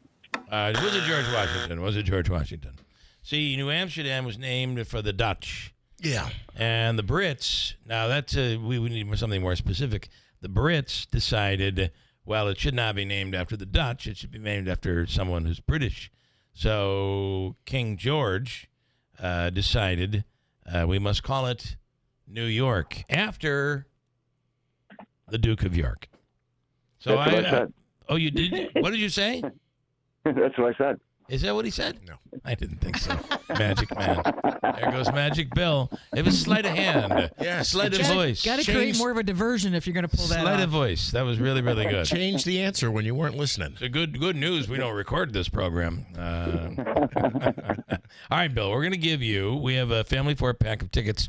Turning Stone's Christmas Craft Show comes up November 28th, 29th, and 30th. Plus, all-in-one food and fun card. It's a $25 gift card. Good at the Comets games, Pioneers, Nexus, Babes, Taylor and the Cook, 72 Tavern and Grill, Aquavino, and the list goes on. All right, William? Thank you, William. Maybe we'll see you here for our Christmas show, which is coming up this year on Christmas Eve. So, if I'm here, you're going to be. So we'll see you on Christmas Eve. Thank you, man. Thank you, buddy. Stand by. Don't go anywhere. Bill is battling the dreaded C word. So I'm sorry to hear that. And he's if you remember Fat Cats Comedy Club, Bill would go around doing up close magic. It was excellent. Bill Howard also is a very great artist. He did wood burning art and created he created like a Keeler in the Morning sign, which I have hanging in my house. And also did a Woodstock sign and got almost every single artist at Woodstock to sign it. It's pretty wild. That is wild. Yeah. I can't imagine what that's worth. Talented Did he sell man. it? Burn it? What happened? It is Bill's work is hung at the Rock and Roll Hall of Fame. That's amazing. wild. Wow. Yep. That's a fact, Jack. I mean, Jeff. Okay. Sorry. Here we are, the day after Election Day, and it's an interesting one. Locally, but then nationally, we wanted to get John in. And by the way, I think, what was the final tally, John, on New York's election and Zamdani's win? Was it Mamdani boy? Was it 10 points? It was 10 points, and Mamdani hit 50%, just a little over 50%, so technically a majority. Which is exactly the prediction you put out 2 days ago with your polling. It is. We polled New Jersey, actually, and got that right to less than less than a percentile. Yeah, that was another one I saw. Yeah. So we did okay, but very powerful message that the Democrats were able to rally yesterday. It was a huge thumping for President Trump. So what is what I find, and I'll be yelled at by a few people online and people yelling at their car doors or dashes.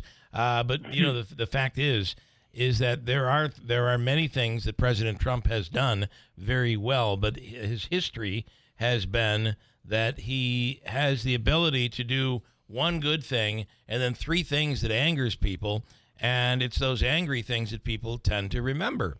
And I think that does play a role, and I think there's something to learn here from for Republicans and Democrats.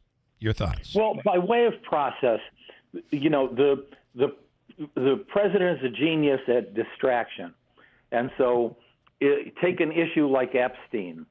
When the walls start closing in on him, then he starts with all sorts of initiatives, executive orders, war on Venezuela, discussion in Nigeria, peace process in Ukraine and Gaza and so on. Just keep throwing things up and seeing, what will stick. But amidst all of it, there's a government shutdown that has a direct impact on people. And as you saw yesterday, the cost of living. Now, New York, obviously, that was going to be an issue, and Mamdani raised the issue, but it was also an issue to voters in the exit polls, and he's the guy at the top, and the guy at the top takes the blame or the credit. I do say that Tanya Powers with Fox News, their exit polling showed really the same thing, John, is that, for instance, in Virginia, was this a vote for? Was it a vote against? In almost every exit poll, the voters were saying this is, in their minds, standing up to Donald Trump. I found that very interesting. Virginia is a great case of that because of all the government jobs that were eliminated. Yeah, especially in northern Virginia, the so-called suburbs of Washington. Yeah, I think what's important is that that point that you just made, but in the three major elections, the Democrats outperformed Kamala Harris in an off-year election. Yeah. The turnout was extremely high. It's rare that you get a turnout this high in an odd number year election, but Virginia and New Jersey they have always been, in my memory, bellwethers, for a president early in his term, and they fulfilled that role again. And the bellwether clearly was that it was not good news for the GOP. Mamdani, what do you think that how does that play out? We've heard an awful lot about policies, promises that he has made, or campaign speeches that he's made. The question is, how much of that stuff can he really accomplish? That remains to be seen. I mean, it's a whole lot different when you're leading a movement and you're gaining popularity and you're running a very good campaign and you don't back down. It's a whole other thing, when you put the mayoral jacket on and have to govern. And so now he's got to deal with an out-of-control administration system, a very large city council, already talk about folks, influencers in the traditional sense of the word, looking for property in Westchester County and Darien, Connecticut. These are people who are traditional leaders, establishment folks. So, God help him. Will he be able to get a lot done? Probably not, but he's got to be able to focus on 3 or 4 high priorities and just focus on those and put some points on the board. And he's going to have to do it soon, because within 6 months, there's no more blaming of Eric Adams or blaming the billionaire class. He owns it. One other quick note on New York is one of the big topics that certainly Republicans were talking about and Andrew Cuomo was talking about is public safety. And, the thoughts are that he's going to cut the budget and public safety. At the end of the day, however, people do want to be safe. There are enough cases of violence that have hit the news where there's certainly the impression that New York City is not as safe as it used to be. How he acts there, I think, will play a big role on the comfort level of New Yorkers, comfort with their vote. He's got immediately begin bridge building with police and the fire departments, and not have that be a priority agenda. The exit poll indicated that while crime was a concern, and to a lesser degree immigration was concerned, what New Yorkers had on their minds was affordability more than anything else. That's what won it for him. That's what put him on the map in the first place, because Democrats weren't talking about affordability. They were talking about bathrooms, and they were talking about issues that most people really just don't want to talk about. Yeah. Not when your rents are where they are. Transportation is where it is. Healthcare is where it is. Very interesting to see where that where all of that ends up going, and how he is able to become the very, very popular Obama-like candidate to somebody who actually legislates. Manansky. It's as they say many times, John. It's the kitchen table issues, not the toilet issues. Yeah. That's what it is. Yeah. You should coin that. So how do you think this what reaction will come from? Because I got to tell you, the risk is the Democrats or Republicans ignore this, and a lot of these visuals, as we said earlier, the immigration stuff. Visuals of women being pulled from their children when they were taking them to school. It's stuff like that, the extremes that I think America's comfortable with rapists, murderers, criminals being exported. But when it goes to that next step, I think people are uncomfortable. So what do Republicans learn from this? And Democrats also risk the chance of allowing this to, for the lack of a better term, just going to their heads to the point where they just run to another extreme and blow their opportunities during the midterms. There's a lot of play coming here. What are your thoughts? Both parties have to lay low on culture issues. That statement has been made. We know where Democrats stand. We know where Republicans stand.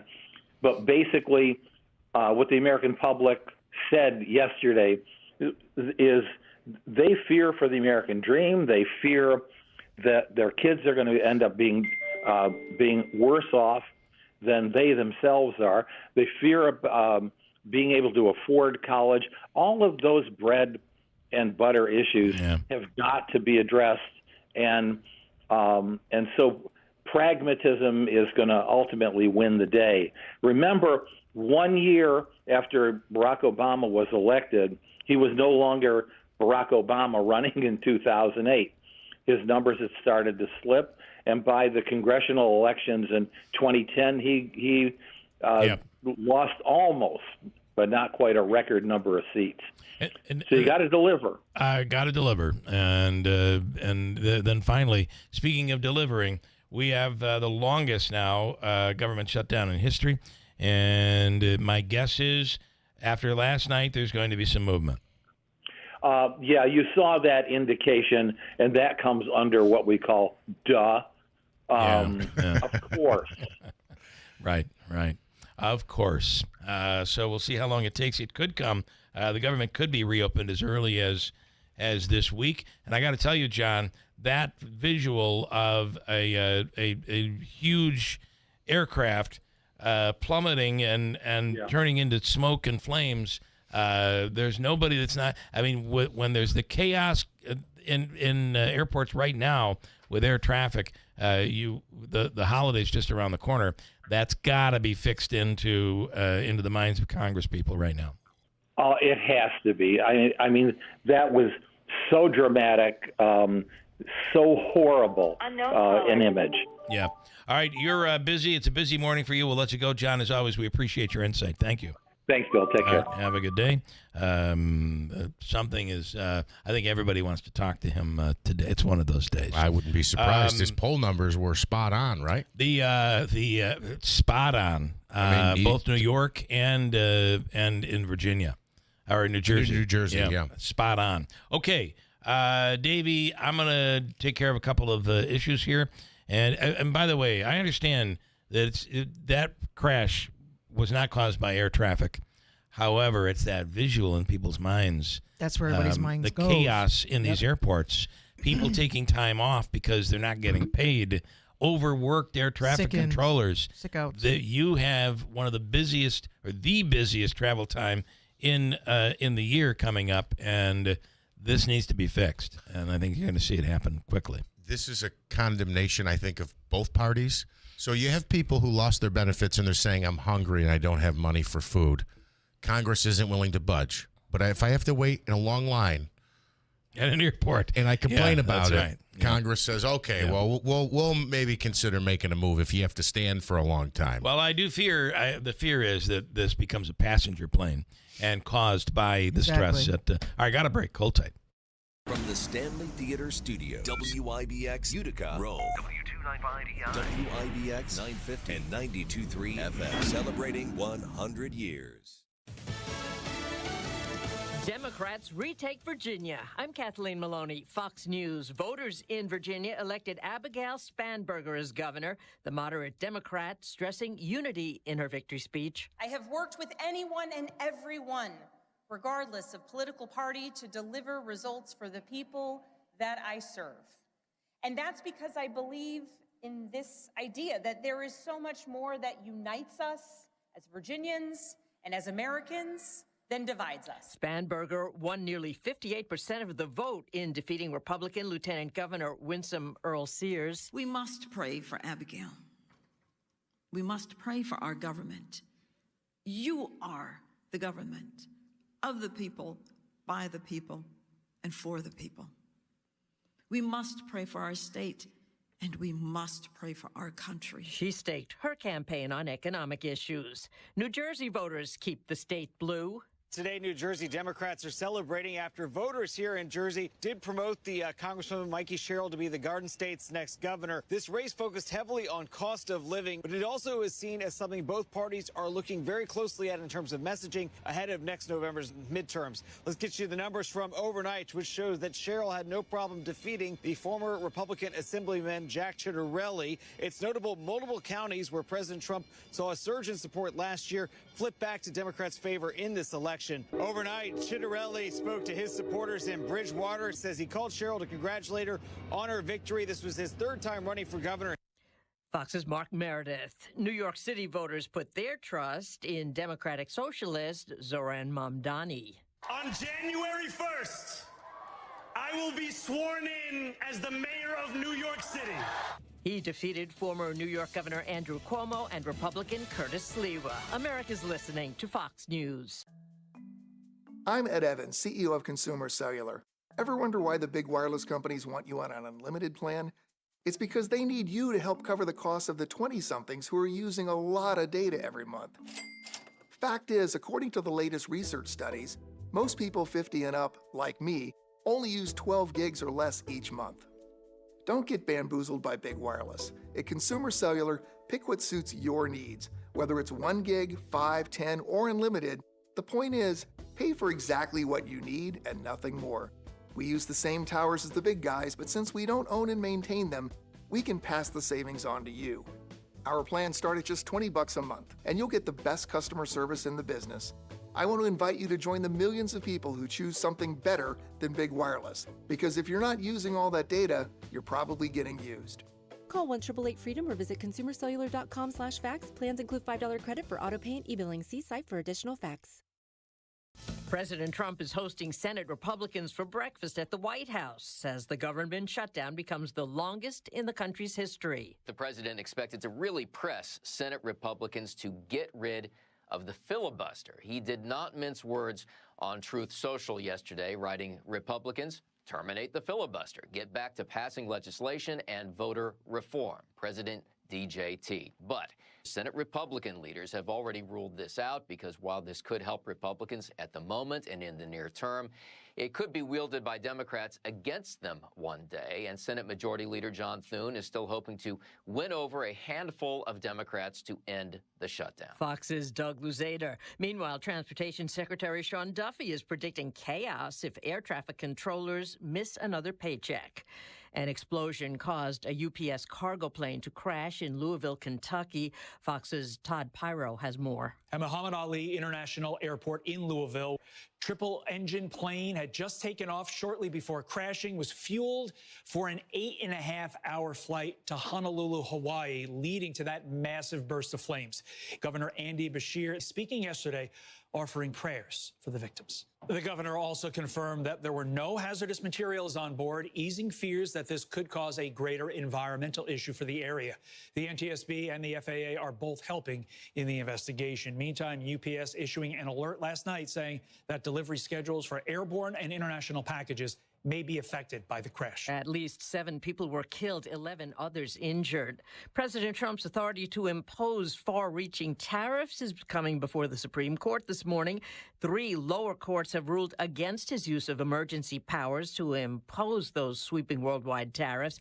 The president says a Supreme Court ruling against him would hurt the economy. I'm Kathleen Maloney. This is Fox News.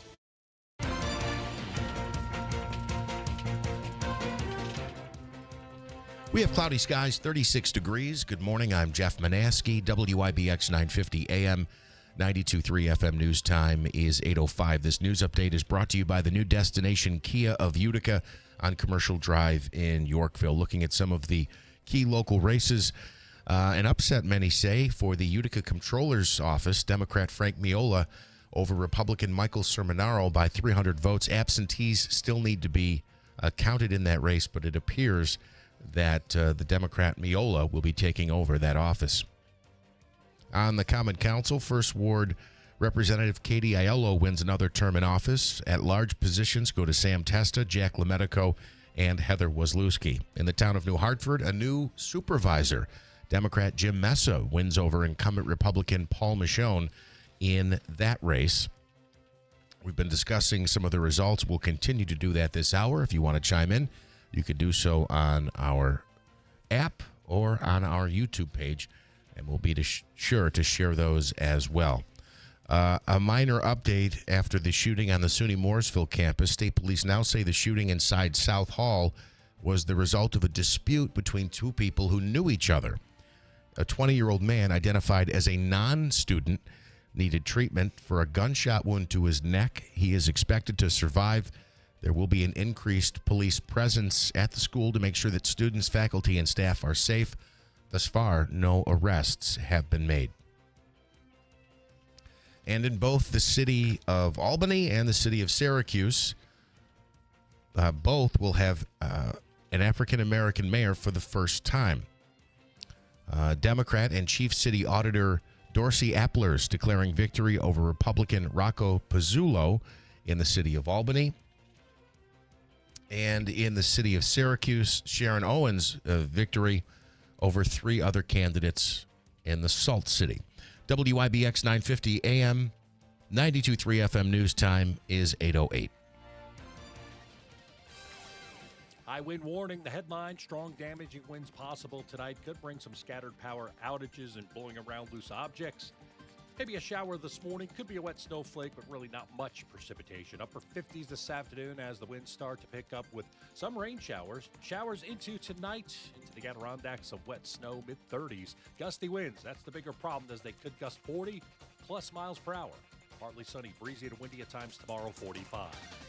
I'm meteorologist Ray Stejik at the Weather Channel, WIBX 950 AM and 92.3 FM. Right now, cloudy skies, 37 degrees at 8:08.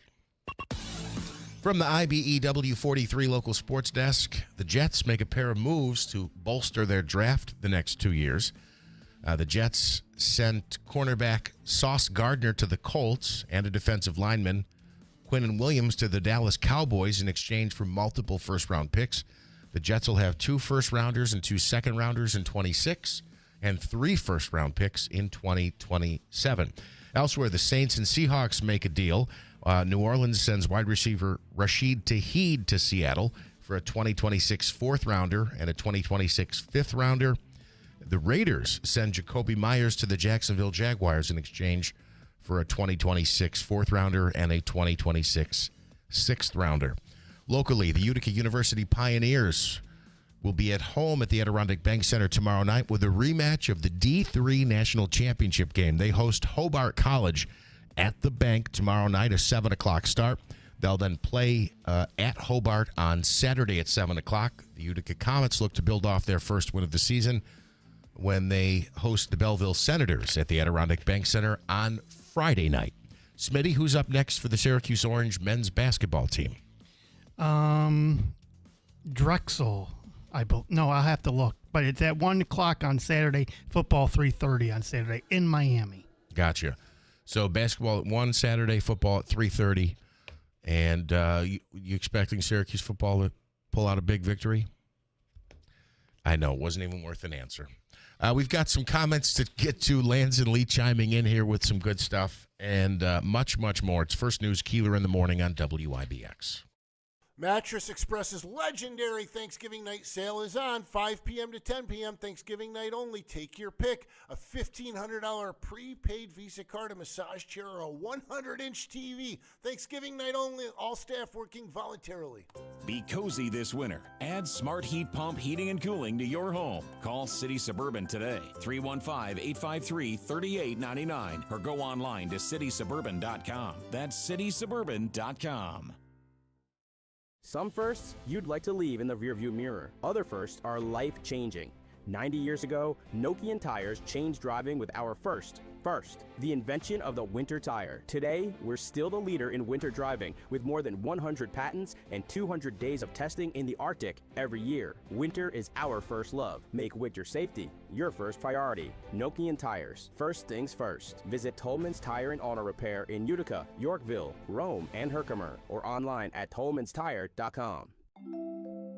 Now that we're getting older, we've been putting more thought into maintaining our health. We knew the water we drink every day could be filled with contaminants, so we called Leaf Home Water Solutions. They came to our home and did a free water test and gave us the analysis right away. We were shocked at what we saw. They found heavy metals like iron and copper. Our own tap water was putting our health at risk, but Leaf Home Water Solutions made it easy to get safer water from every tap and hose. A whole home solution. They have more than 250 product combinations and designed a system that fits our needs and budget. The installation took less than a day. With Leaf Home Water Solutions, our water is safer and healthier. When we drink, when we cook, when we shower, even when we garden. We feel better about our health. Thanks to Leaf Home Water Solutions. Schedule your free home water test today at leafhome.com/free and save 15% on all home water treatment systems. That's leafhome.com/free for your free home water test and 15% off. leafhome.com/free. You're listening to Leaf Filter Radio,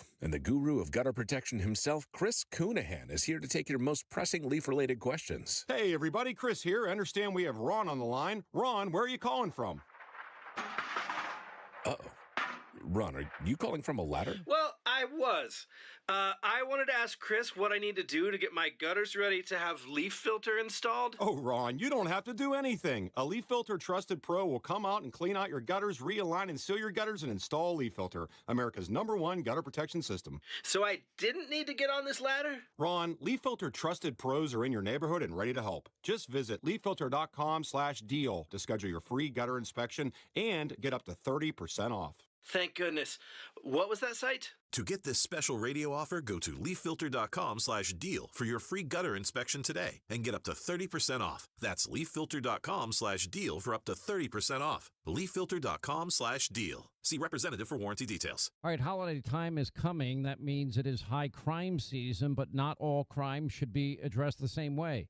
We have statistics from the FBI, and that's 2022. Firearms is only necessary less than 1% of the time. Now, the burner launcher covers 99.99% of altercations with the firepower needed to incapacitate any attacker for up to 40 minutes. I carry one myself. I recommend every family concerned about safety and security have one as well. The burner compact launcher is the smallest, less lethal launcher that is concealable anywhere. Now, it may be small, but it fires powerful kinetic rounds, tear gas, that can stop an attacker cold for up to 40 minutes with a range of 60 feet, and you can confidently and effectively de-escalate any situation without using lethal force. You don't need a background check. It's legal in all 50 states. It comes straight to your door.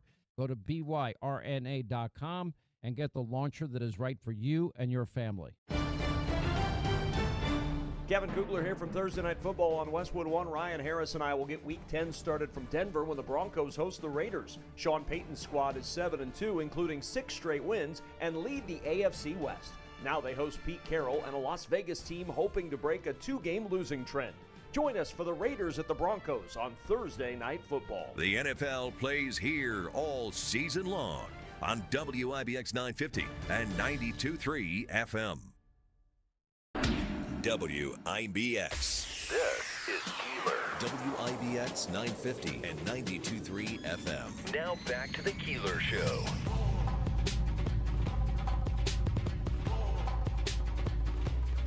A couple of things. Portions of the program brought to you by the Falcon Clinic in Washington Mills. Yesterday, you know where I was? Go ahead. You know where I was? No. I was at the Falcon Clinic. Say the Falcon Clinic, of course. Yeah, of course.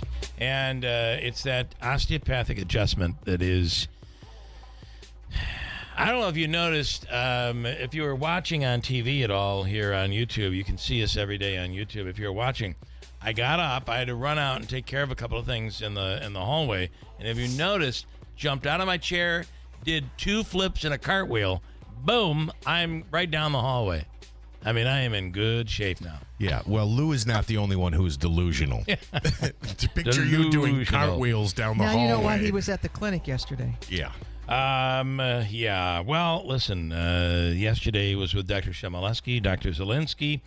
This is a great procedure that really, it's like a chiropractic adjustment, but it's so much more. And everything from your back and your way you're walking, your hips and to your sinuses. It's the Falcon Clinic. They'll be accepting new patients at the end of the year. They're looking for a new provider and working on that as we speak. The Falcon Clinic in Washington Mills. Listen, have you seen the new baths that you can get from New York Sash in just a day or two? Think about a bath makeover at New York Sash. Special financing available. Upgrading your bathroom has never been easier. Stop into New York Sash into the showroom at 349 Oriskany Boulevard in Whitesboro, where you can see over a dozen beautiful baths on display, styles and colors and options. And check out their reviews. Over 850 Google reviews. Just regular people saying, here was my experience with New York Sash. Think about a bath makeover, a perfect time to save at New York Sash on Oriskany Boulevard in Whitesboro or NewYorkSash.com. Can I do one more? I know you have comments. You can. Like you've got some stuff to get into. Well, I was going to make a comment. We talked to John Zogby, and Zogby said, when we talked to him, we joked about it's more kitchen table issues as opposed to bathroom issues. But if you're having bathroom issues, New York Sash is the place to call. Yeah. Not the Board of Elections. You get a brand new one. They handle financing, but there are other places for financing as well, like GPO Federal Credit Union. With savings right now, drive into the new year with an auto loan as low as 4.24% APR for 60 months on 2022 to 2026 models with checking and direct deposit. Or grow your savings with their 14-month term share certificate program at 4% APY. Need a little extra for the holidays or winter home upgrades? Their holiday loan and warm home loan, both as low as 5.99% APR for 12 months. Visit gpofcu.com or your nearest branch and wrap up the year in savings only at GPO. Your journey, their commitment, GPO Federal Credit Union, committed to excellence, membership eligibility required, NCUA insured, rates based on credit, restrictions may apply, offer ends December 31st. Couple comments. Okay, Easy and Alien. Bill, stop defending. This is obviously from our segment to start last hour. Bill, stop defending Liberal Lou for crying out loud. Here's another nickname for him. Defending him. I like him. I know like you. I don't think you defended him. No. And I like Lou too. I don't agree with him. Right. I don't agree with him, but I like Lou. He says he's a lunatic. Lance and Lee. I like it. Lance and Lee. Guess where he's going? He says, Jeff, what a great morning. Palmieri. This is and I got to tell you something. This is very interesting, and I think Lance is absolutely correct. And I do think Mayor Galimi should be watching this race because this is significant. You agree with Lance? I Maybe do. you were doing cartwheels. I think you bumped your head. I don't completely agree with him in his loves and passions, but his assessment of this race is a strong message to be sent to the mayor, I believe. Lance and Lee says, Jeff, what a great morning. Palmieri is a shoo-in for election in 2 years. I don't agree with that. However, he is a contender. And Lance is telling us what we all thought was true, is that Palmieri is running again. What a slap in Galimi's face. Miola winning, Gentile losing. The Palmieri derangement system must be running rampant today. He then followed that up off a cliff. But he says Samantha got 5,568 votes 2 years ago, which was the highest total. This year she only got 2,600, a ballpark. I think which everybody's was numbers were down, though. He says that shows me that her act is starting to fizzle out, that PDS, Palmieri derangement syndrome, is working against them.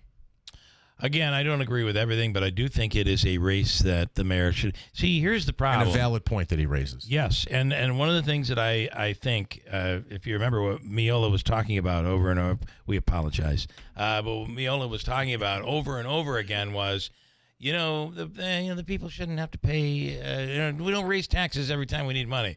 Well, yeah, we do, and when he's on that side, yes, he does. But all he talked about was, we shouldn't be raising taxes. And let's not forget, Utica's coming off a nearly double-digit tax increase.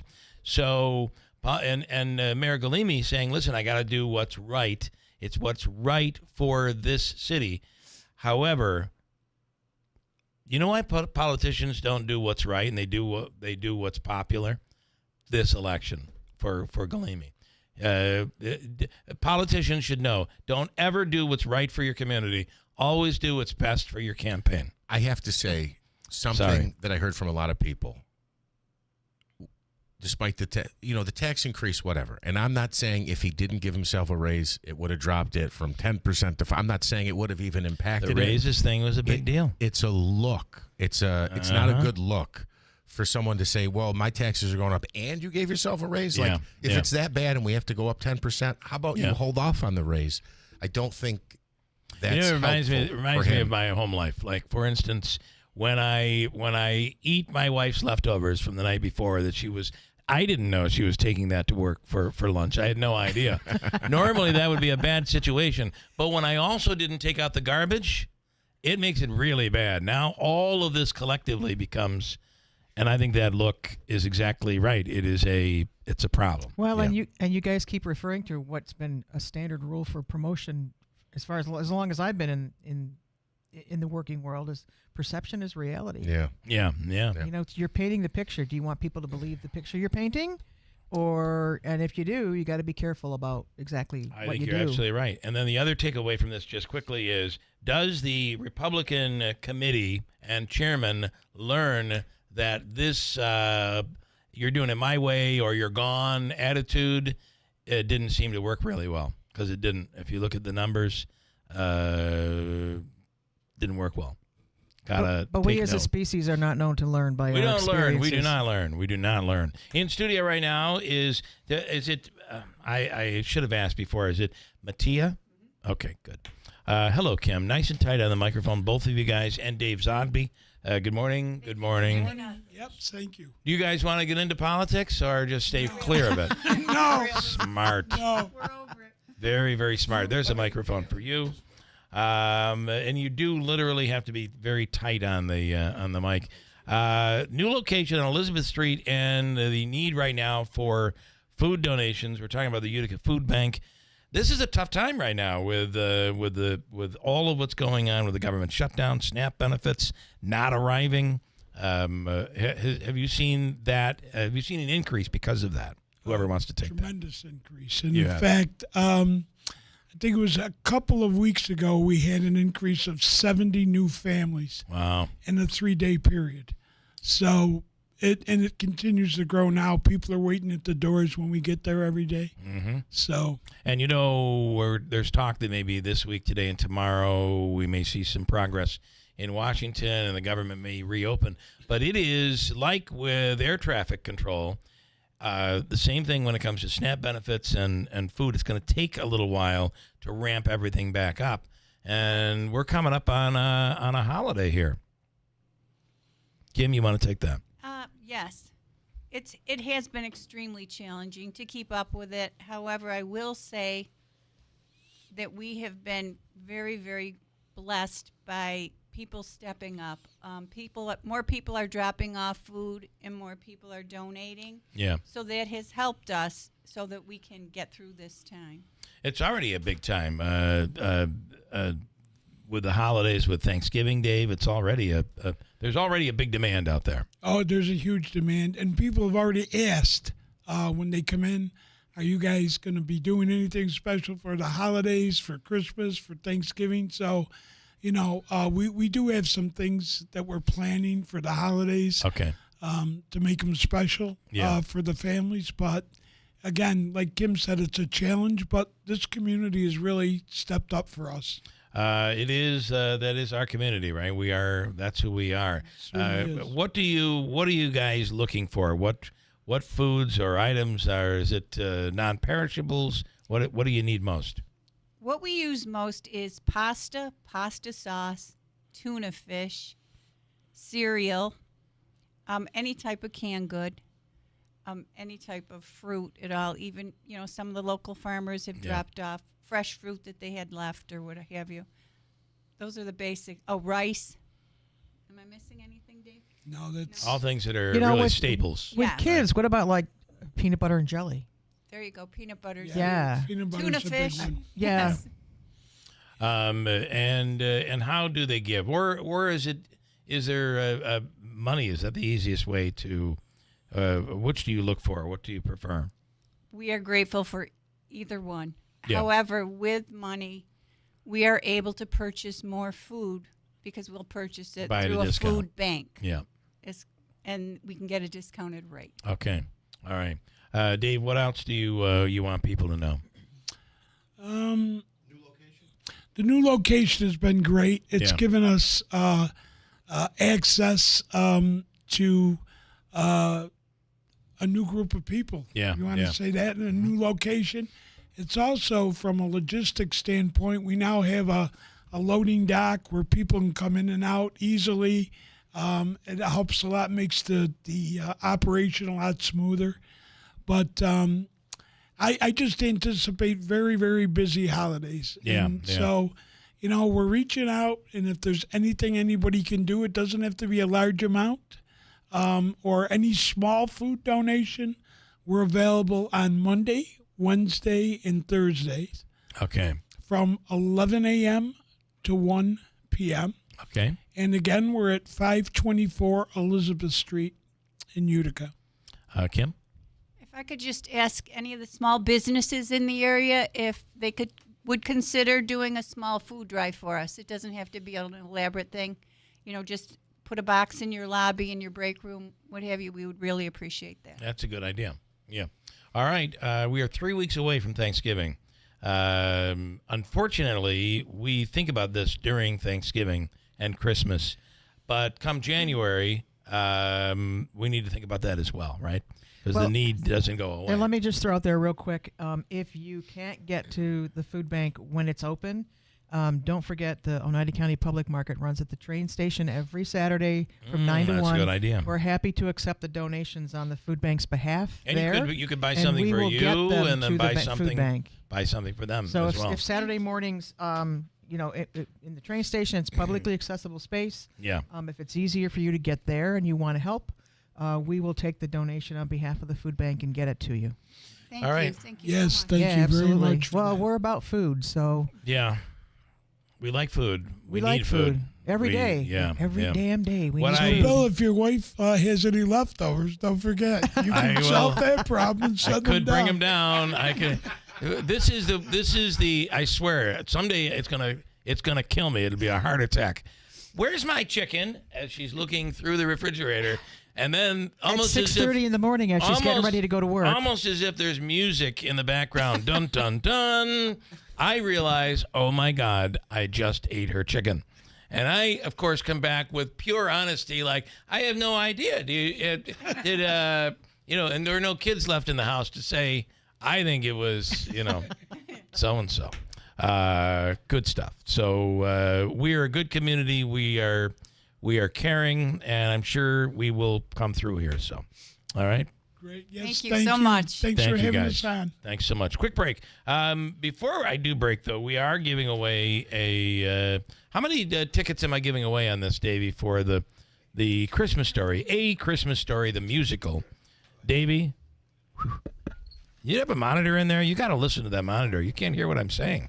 Okay, the musical. How many tickets?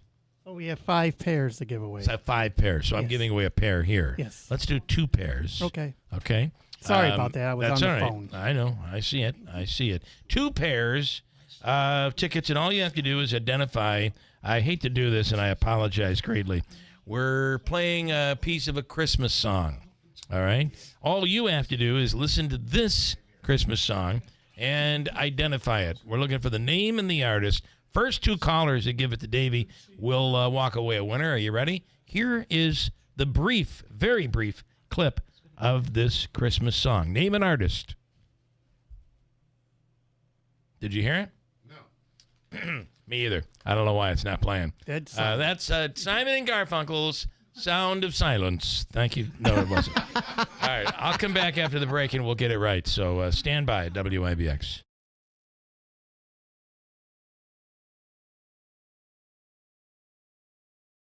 So my mother is thinking of switching from Verizon to Pure Talk, but she's worried the deal sounds too good to be true.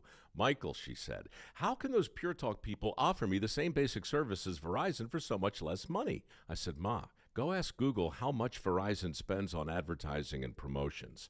A few seconds later, my mother said, oh my goodness, $12 billion a year? That must be a typo. I'll tell you what I told my mom. It's not a typo. Verizon spends $12 billion a year on advertising and promotions, and their customers are paying for it. Well, Pure Talk doesn't spend that kind of money on commercials. Trust me, I would know. That's why they can offer you and my mother unlimited talk, text, and plenty of data on a crazy fast 5G network for just $25 a month. And if you're a business owner, you could really save a fortune. Dial pound 250, say the words Mike Rowe, and you'll get an additional 50% off your first month. That's pound 250 Mike Rowe. Pure Talk. Everything you need and nothing you don't. Mattress Express's legendary Thanksgiving night sale is on 5 p.m. to 10 p.m. Thanksgiving night only. Take your pick. A $1,500 prepaid Visa card, a massage chair, or a 100-inch TV. Thanksgiving night only. All staff working voluntarily. I hear that train a-coming. Get on that train and head to the Rome Capitol Theater to see A Man Named Cash, a tribute to the legendary Johnny Cash and June Carter Cash. It's happening on Saturday, November 9th at 7:30 p.m. Explore Johnny's amazing legacy featuring hits like Folsom Prison Blues, I Walk the Line, Hurt, and more. Plus, enjoy the amazing chemistry of Johnny Cash and June Carter Cash. A Man Named Cash, the Johnny and June Carter Cash tribute. Saturday, November 9th at the Rome Capitol Theater. Tickets on sale at RomeCapital.com. Presented by Entertainment Services.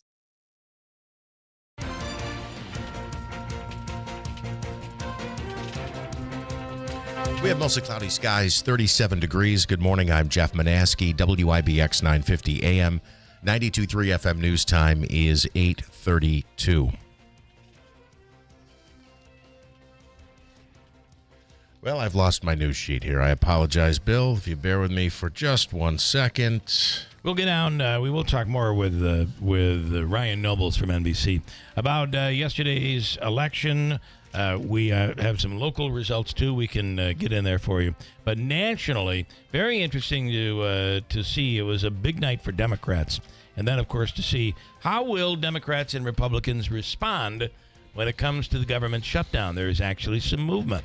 And we'll speak with Ryan Nobles about that coming up in just a second. Well, Bill, thank you. President Trump this morning is trying to rally Republicans as the government shutdown hits day 36, the longest in U.S. history. The president will host GOP senators for a breakfast at the White House this morning, urging them again to consider eliminating the Senate filibuster to reopen the government with a simple majority.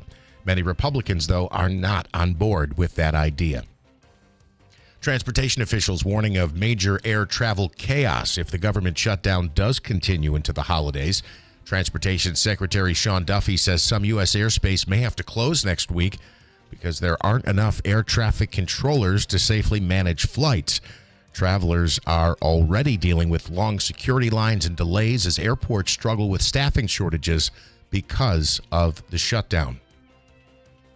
Tesla's annual shareholder meeting kicks off tomorrow with a high-stakes vote already making headlines. Elon Musk's $1 trillion performance-based pay package and his control of the company could be on the line, as Musk has hinted he might leave the company if that deal is blocked. And Tom Brady is keeping a piece of his late dog, Lua, alive. They cloned the dog into a new dog named Junie. The former NFL quarterback announcing the Colossal Biosciences used a blood sample from Lua, who passed away in December of 2023, to create a clone. The announcement comes as Colossal acquires Texas-based Viagen Pets and Equine to expand pet cloning and de-extinction research. WIBX 9. You know what's going on here. He's cutting a deal to have himself cloned, and then once he ages and becomes age appropriate, send back to the Patriots. That's what the plan is. That's exactly what the plan is. WIBX 950 AM, 92.3 FM news time is 8:34. We're going to have some high wind gusts tonight after 7 o'clock, Oneida and Herkimer counties. Here's your forecast from the Weather Channel. High wind warning. The headline, strong damaging winds possible tonight. Could bring some scattered power outages and blowing around loose objects. Maybe a shower this morning. Could be a wet snowflake, but really not much precipitation. Upper 50s this afternoon as the winds start to pick up with some rain showers. Showers into tonight, into the Adirondacks, some wet snow, mid-30s. Gusty winds, that's the bigger problem as they could gust 40+ miles per hour. Partly sunny, breezy to windy at times tomorrow, 45. I'm meteorologist Ray Stajic at the Weather Channel, WIBX 950 AM and 92.3 FM. Bill, a couple things here. We have cloudy skies, 39 degrees. At 8:35. By the way, okay. Can we get into comments, or you got something first? I will. Let me just at least remind you: the Christmas Story, a musical, or the musical, A Christmas Story, the musical, is coming up next week. Believe it or not, November 11th and 12th at 7:30 at the Stanley Theater, and we have tickets to give away coming up in a second. As soon as we figure out the antiquated way to creatively. Technically get the audio on the air. We kind of need to do that in radio. Yes, we do. Yeah. So a couple of comments. One, I have a comment here coming in from Stephen Raffaero. He is the City of Utica chairman for the Republican Committee. Yeah. Hey, Steve. What he said, I'm sorry. He says, I'm listening here this morning. Can you have Bill clarify what you were talking about, he thinks, was county leadership, not city leadership. Correct. That is correct. I was talking about the county committee and all the criticism of Mr. Rozier, and maybe there needs to be a time where we remember we do live in a republic, and democracy is the name of the game, certainly when these committees are run, not you do as I say or you're gone. And the results of this election should be telling. Raffaero says, I do not have a large role in the county committee or leadership, but as the city ran elections, we told our candidates to speak out on their own behalf. Yeah. Yep. Okay. Lance and Lee has a question for you. Okay. Actually, he's commenting a lot. His fingers are moving all over the board. Lance. He says, a question for Billy. Ooh. You don't seem to cover or comment on the New Hartford supervisors race. We did cover it. We mentioned it for sure. I did. I was very surprised that we had the result that we did. Is there an issue that you can identify? Lance wants to know if there's an issue that comes to mind that makes you wonder why. Well, I think there's a finance issue that a lot of people are wondering about. I do think Michonne, I always thought it was Michonne. He pronounces his name Michonne, at least in the commercials. Why this happened, I hated his commercial. This comes from Lance and Lee. And that's not the reason, but I do think there are, for me, listen, our streets were paved. We have new signs. New Hartford, though, you're dealing in some budgetary issues that I think are something to be looked at. I also think that a lot of times these races come down to local personalities. Sure. Mm-hmm. Big time. So I was surprised, though. I thought that he would have won that race. Lance says, I compare the New Hartford race to Rome's mayoral race last year. No matter how well the city may seem to be doing, once the leader of that city becomes arrogant and or forgets about much of the local population, they usually end up on the losing end of an election. Well, I, of course, would not agree with that entirely. However, it is always very important to be, well, let's just say we invited but didn't have either one of those candidates on the radio. And I believe you owe it to the public to come out and sell yourself, to explain why decisions are being made, or if you're a candidate who's challenging, come on the radio and talk about that. It's not a gotcha moment. It really is not, and isn't, unless you're coming on here and you're lying to us and we're able to catch you. The more you can communicate with your constituency, the better it is. And I'm not talking about last year's race. I'm talking about New Hartford.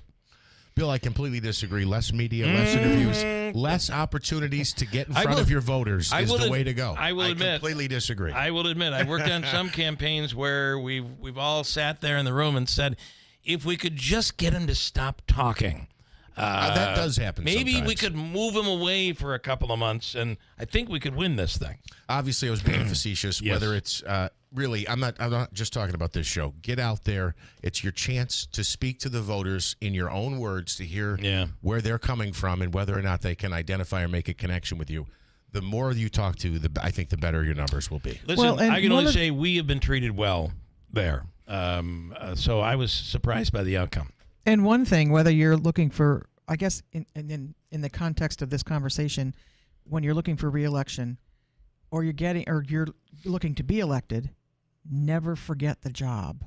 That's never true. forget the job you're there to do. Mm-hmm. Maximizing your opportunities with the media is a tool in the toolbox that if you don't utilize, you're going to shoot yourself in the foot. Just coming on the radio or TV or whatever, doing if commercials. People don't know your name, they don't know your face. That is not going to be the end-all answer. Right. It's a combination of a lot of stuff. And there is no one-and-done answer for anything. Yeah, that's true. So, but never, ever, ever, especially if you do get the job and you're looking for re-election, never, ever forget why you're don't forget the job. Don't forget why period. you're there. Yeah, I agree. Anything else? Good. All right, Lance. That's. I thought it was going to be worse, to be honest. But okay. Let me go to Joe Benson. Joe Benson is director of broadcasting, play-by-play guy for the Utica Comets. The Comets have win number 1 in the books. Joe, good morning. It's happened. No longer is that to be carried on the shoulders of Comets players. We're past that win number 1. Yeah, good morning, Bill. It felt good to get that first one for sure. They looked great. Played a very good team in Wilkes-Barre Scranton on Saturday. They were 8-1 coming into the game, so we gave them just their second loss of the season. And good crowd in the building, a lot of energy, and yeah, that felt good to get that one. And hopefully we can keep it rolling here this weekend. Yeah. Okay, this week, what are we looking at? So we got Belleville coming into town on Friday night. That's our Mugsies and Mullets Hockey Fights Cancer Night. We'll be in Wilkes-Barre on Saturday, and then next Tuesday we'll have our Veterans Day game, which will be a big one at 5 p.m. Free tickets for all vets and active duty military members. We'll have a pregame ceremony at 3 p.m. for that game, and then getting a little bit ahead of ourselves, but next week we'll have our Jack Kane dedication game next Friday. Yeah, which will be another. So some big games on the calendar for sure. All right, and of course, one of the things that I'm going to work with Jeff Stone on is you can cover that Comets game or the Pioneers game, for that matter, which they're playing tomorrow night, a big game tomorrow night. Yep. But you can come to that game and not eat dinner before. There is a lot of great food in the Odd that you can take advantage of. And that includes 72, but not only 72. Mm-hmm. There are other options there for food. And you can walk away mighty satisfied. You get a win, we hope, and some really good food as well. Love my walking taco. Mm-hmm. That's good. Good stuff. All right, Joe, go Comets. Thank you, man. Yeah, thanks, guys. All right, have a great week coming up. And quickly, Stefan Rybitsky. Stefan was going to be reporting on the Comets' first win. He was very excited about it. Hello, Stefan. You're on the radio. Well, hello, Bill, Jeff, and Beth and Davey. All right, Beth and Davey. Okay, quickly, Stefan, I got a break. What do you have? Well, I voted for the election yesterday. Okay. And I voted for people I thought would have a good chance, and everyone did well. Congratulations to all that were in it, and did any of your candidates win?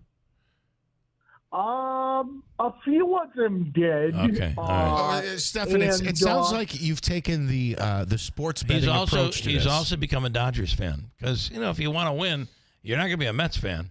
Well, but it sounds like for the election you took the sports bettors approach. You voted on who you thought had a good chance to win, not who you thought should win. Should win or wanted to win.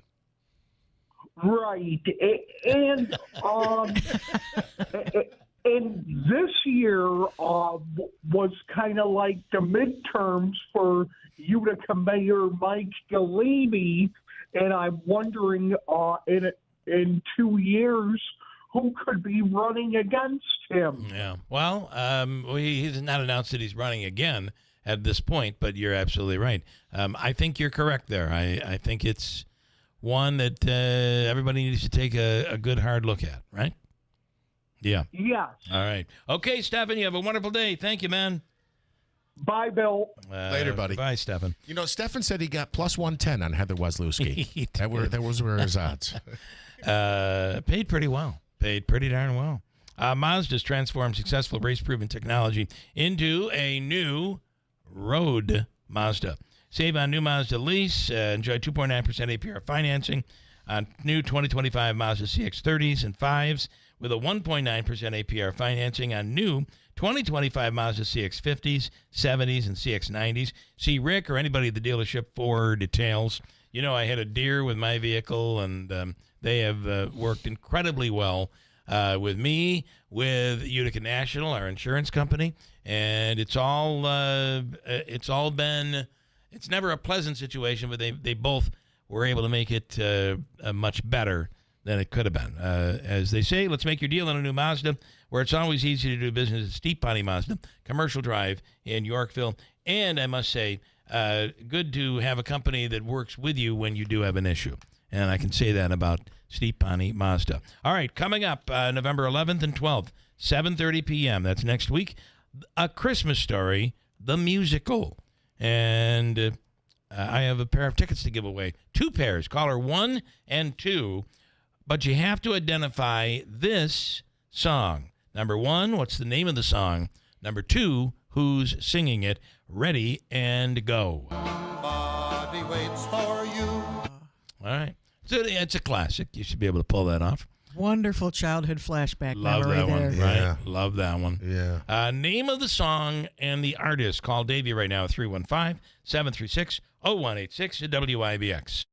You're listening to Leaf Filter Radio, and the guru of gutter protection himself, Chris Coonihan, is here to take your most pressing leaf-related questions. Hey, everybody, Chris here. I understand we have Ron on the line. Ron, where are you calling from? Uh-oh. Ron, are you calling from a ladder? Well, I was. I wanted to ask Chris what I need to do to get my gutters ready to have leaf filter installed. Oh, Ron, you don't have to do anything. A Leaf Filter Trusted Pro will come out and clean out your gutters, realign and seal your gutters, and install Leaf Filter, America's #1 gutter protection system. So I didn't need to get on this ladder? Ron, Leaf Filter Trusted Pros are in your neighborhood and ready to help. Just visit leaffilter.com/deal to schedule your free gutter inspection and get up to 30% off. Thank goodness. What was that site? To get this special radio offer, go to leaffilter.com/deal for your free gutter inspection today and get up to 30% off. That's leaffilter.com/deal for up to 30% off. leaffilter.com/deal. See representative for warranty details. Hey everyone, it's Lisa from Fit Body Boot Camp in Whitesboro and Clinton. Life can be tough, full of judgment and negativity, but for 30 minutes a day, you can forget all that and focus on yourself. Just like one of our members, Irene, who mentions that everyone's cheering for each other, pushing through the sweat, the tough moments, and even the stuff that feels a little sucky. Irene also mentions finding the strength, the confidence, and a real fitness family here is outstanding. Come join us, embrace the challenge, and find your fitness home at Fit Body Boot Camp in Whitesboro and Clinton. Vanity Fair calls BritBox a delicious streamer. Collider says everyone should be watching. Catch Britain's next best series with BritBox. Stream acclaimed new originals like Code of Silence. You read lips, right? And Linley, based on the best-selling mystery series. Say hi, Linley. Take it from here. And don't miss the new season of Karen Piri, coming this October. You don't look like police. I'll take that as a compliment. See it differently when you stream the best of British TV with BritBox. Watch with a free trial today.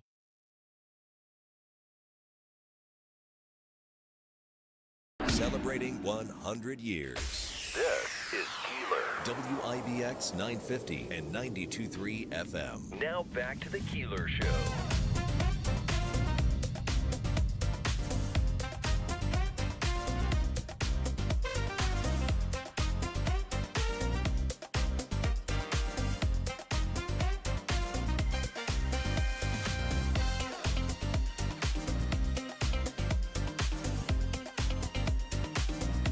right, Davey.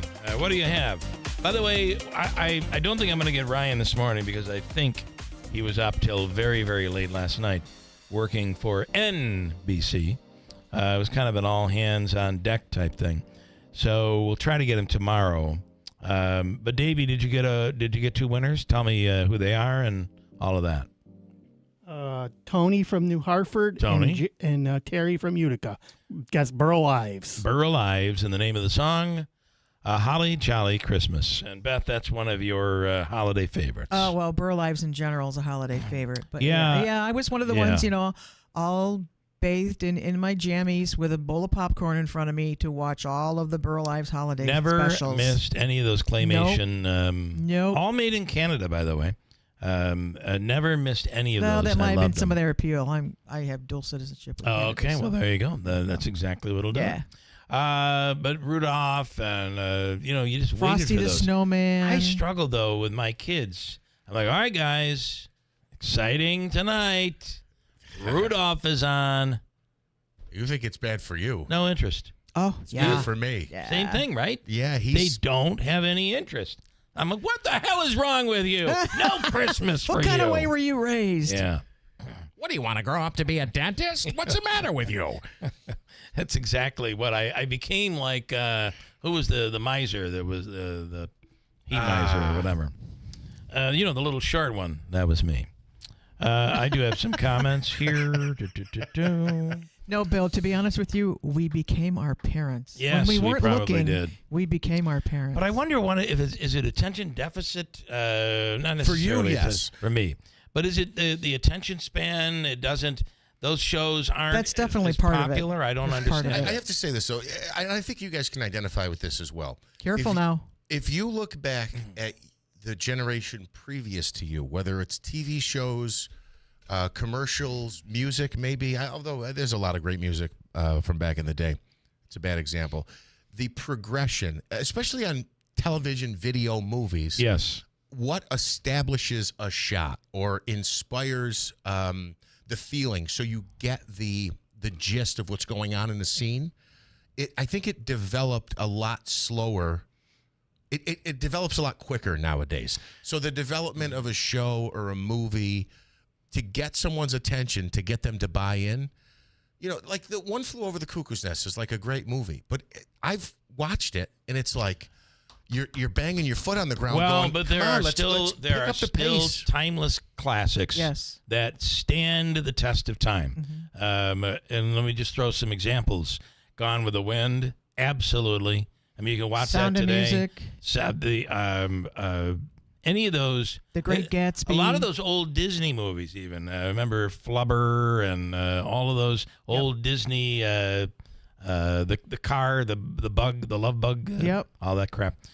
Those stuff that does do well, but then you'll get into like a 70s movie, like you say, and sometimes the buildup is slow, very slow progressing. Yeah, and their trailers back then were not trailers. It was just like, give me a quick clip of the movie and let me just play it, and we'll stop in the middle of an important part. Yeah. So there were a lot of differences, but I don't know because I'm a fan of a lot of those old, really. Psycho is a good example. What a riveting movie. Well, it builds the suspense. Yeah.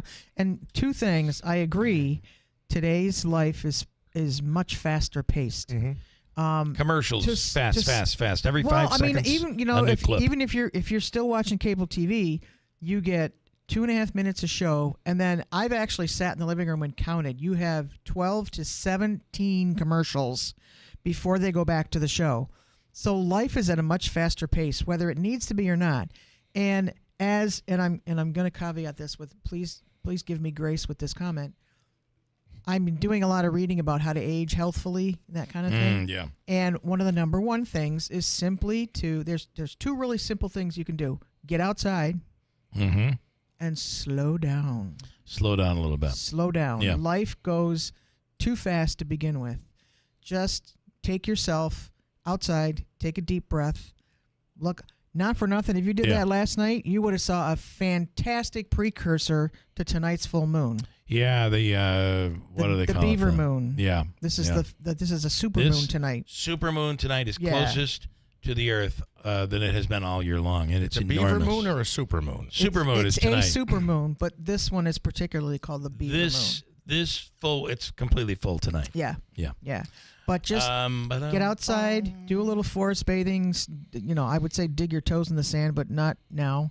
And just slow down. Mark Baracco, Manansky election recaps are the best. Tell me, if you would, what did he send us on the natural gas? Okay, so can we do that quickly? Yes. So Mark sent me the link to the bill. Mark, thank you so much. I appreciate that. I got to find it now. Okay, so here's what it says. It's a bill that's in committee.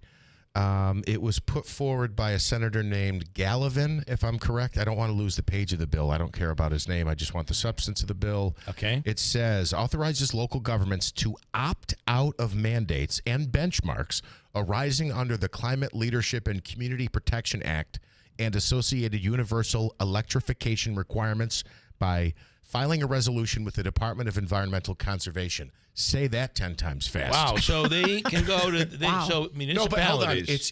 It's in committee. It was a proposed bill, but neither house has passed it. Really? He thinks that's what Marianne was referring to. We got to get some clarification on this. Yes, we really, really do. Lance and Lee is upset with you. I just want to mention. What did Darlene I do says, now, Lance? My grandson is 10. He's obsessed with Rudolph, his absolute favorite. Okay, wonderful. Right. And I don't mean to say that all kids today don't really like him, but many of them my kids aren't were interested. not interested. I don't know why. And but I just sat there. I'm like, screw it. I'm going to sit here. Or you could be like me at one point in my life. I'm like, you're going to sit here and you're going to watch this thing, and you're going to appreciate it. Meanwhile, at 42 years old, I'm like, Thursday night, 7:30. I'm sitting in front of the television and watching this. See the one that with the family and what is it, Cleveland in the house. With the leg lamp in the window. Oh yeah, that's a Christmas store. Yeah, that's what our family is. We always watch obsessed that. with. My I have the leg lamp. And we all do that too. Crap. Yeah, pretty cool. John QAnon John. This is what he says. I'm only responsible for what I say, not responsible for what you understand. Oh, that's fair. Very poignant. No kings. Hey king, where's the food? I don't know what that means. Tony Baloney, why is this woman still showing up? I think they're talking about you. You are a regular on Wednesdays. Yes. And keep showing up, please. Please keep showing up. Do not listen to the man made of baloney. I wouldn't even have read that if I can't please everybody. Grocery stores should put a box out for buy one, get one free items for people to donate free items of food. I should mention Tony Baloney's also calling Ryan Nobles a name, so you're in good company. Hannaford/Market 32 is doing a promotion through the 8th, which is essentially they're knocking down the price on some of their Picks brand Hannaford items. or Price Chopper? Price Whatever Chopper, Market 32 is. Yep, yeah, that's Price Chopper. I'm sorry. Did I say that wrong? I'm sorry. They are running promotions to save or buy one, get one type deals because of what's going on with the shutdown and SNAP benefits. Thank you. Mike, I love Harmony as her name is Harmony because having that name is such a contradiction in terms. It is absolutely. Well, I've missed that. You did. Go right to the top, Davey. Is that what you're telling me? That's not what he said, but it looks like that's what we're going to do. So pissed. You're going to get called into as soon as we go off the air, you're getting called into somebody's office today, Bill. Again? Rocky says you had a guest on the show who told how New Hartford's board surreptitiously passed an expensive health care program for themselves. Yes, I think that played a big role. Wasn't that a couple of years ago? That wasn't in this session. No, it was a year ago. But that's I a big think I was thing. still here for that. Big increases. The first time, the second time. I kind of think that may have played a role. Also, there was a commercial that is it Massey that is the guy Messi. Messa. Not Messi at all. Messa. Not the soccer player. He in the commercial talked about how he played a tape of Mashoni saying it's a good thing to raise taxes every year, and he just kept playing that tape over and over again. I kind of think that played a role probably as well. You never know. River Hills Properties continues to invest in upstate New York. Smile, Davey.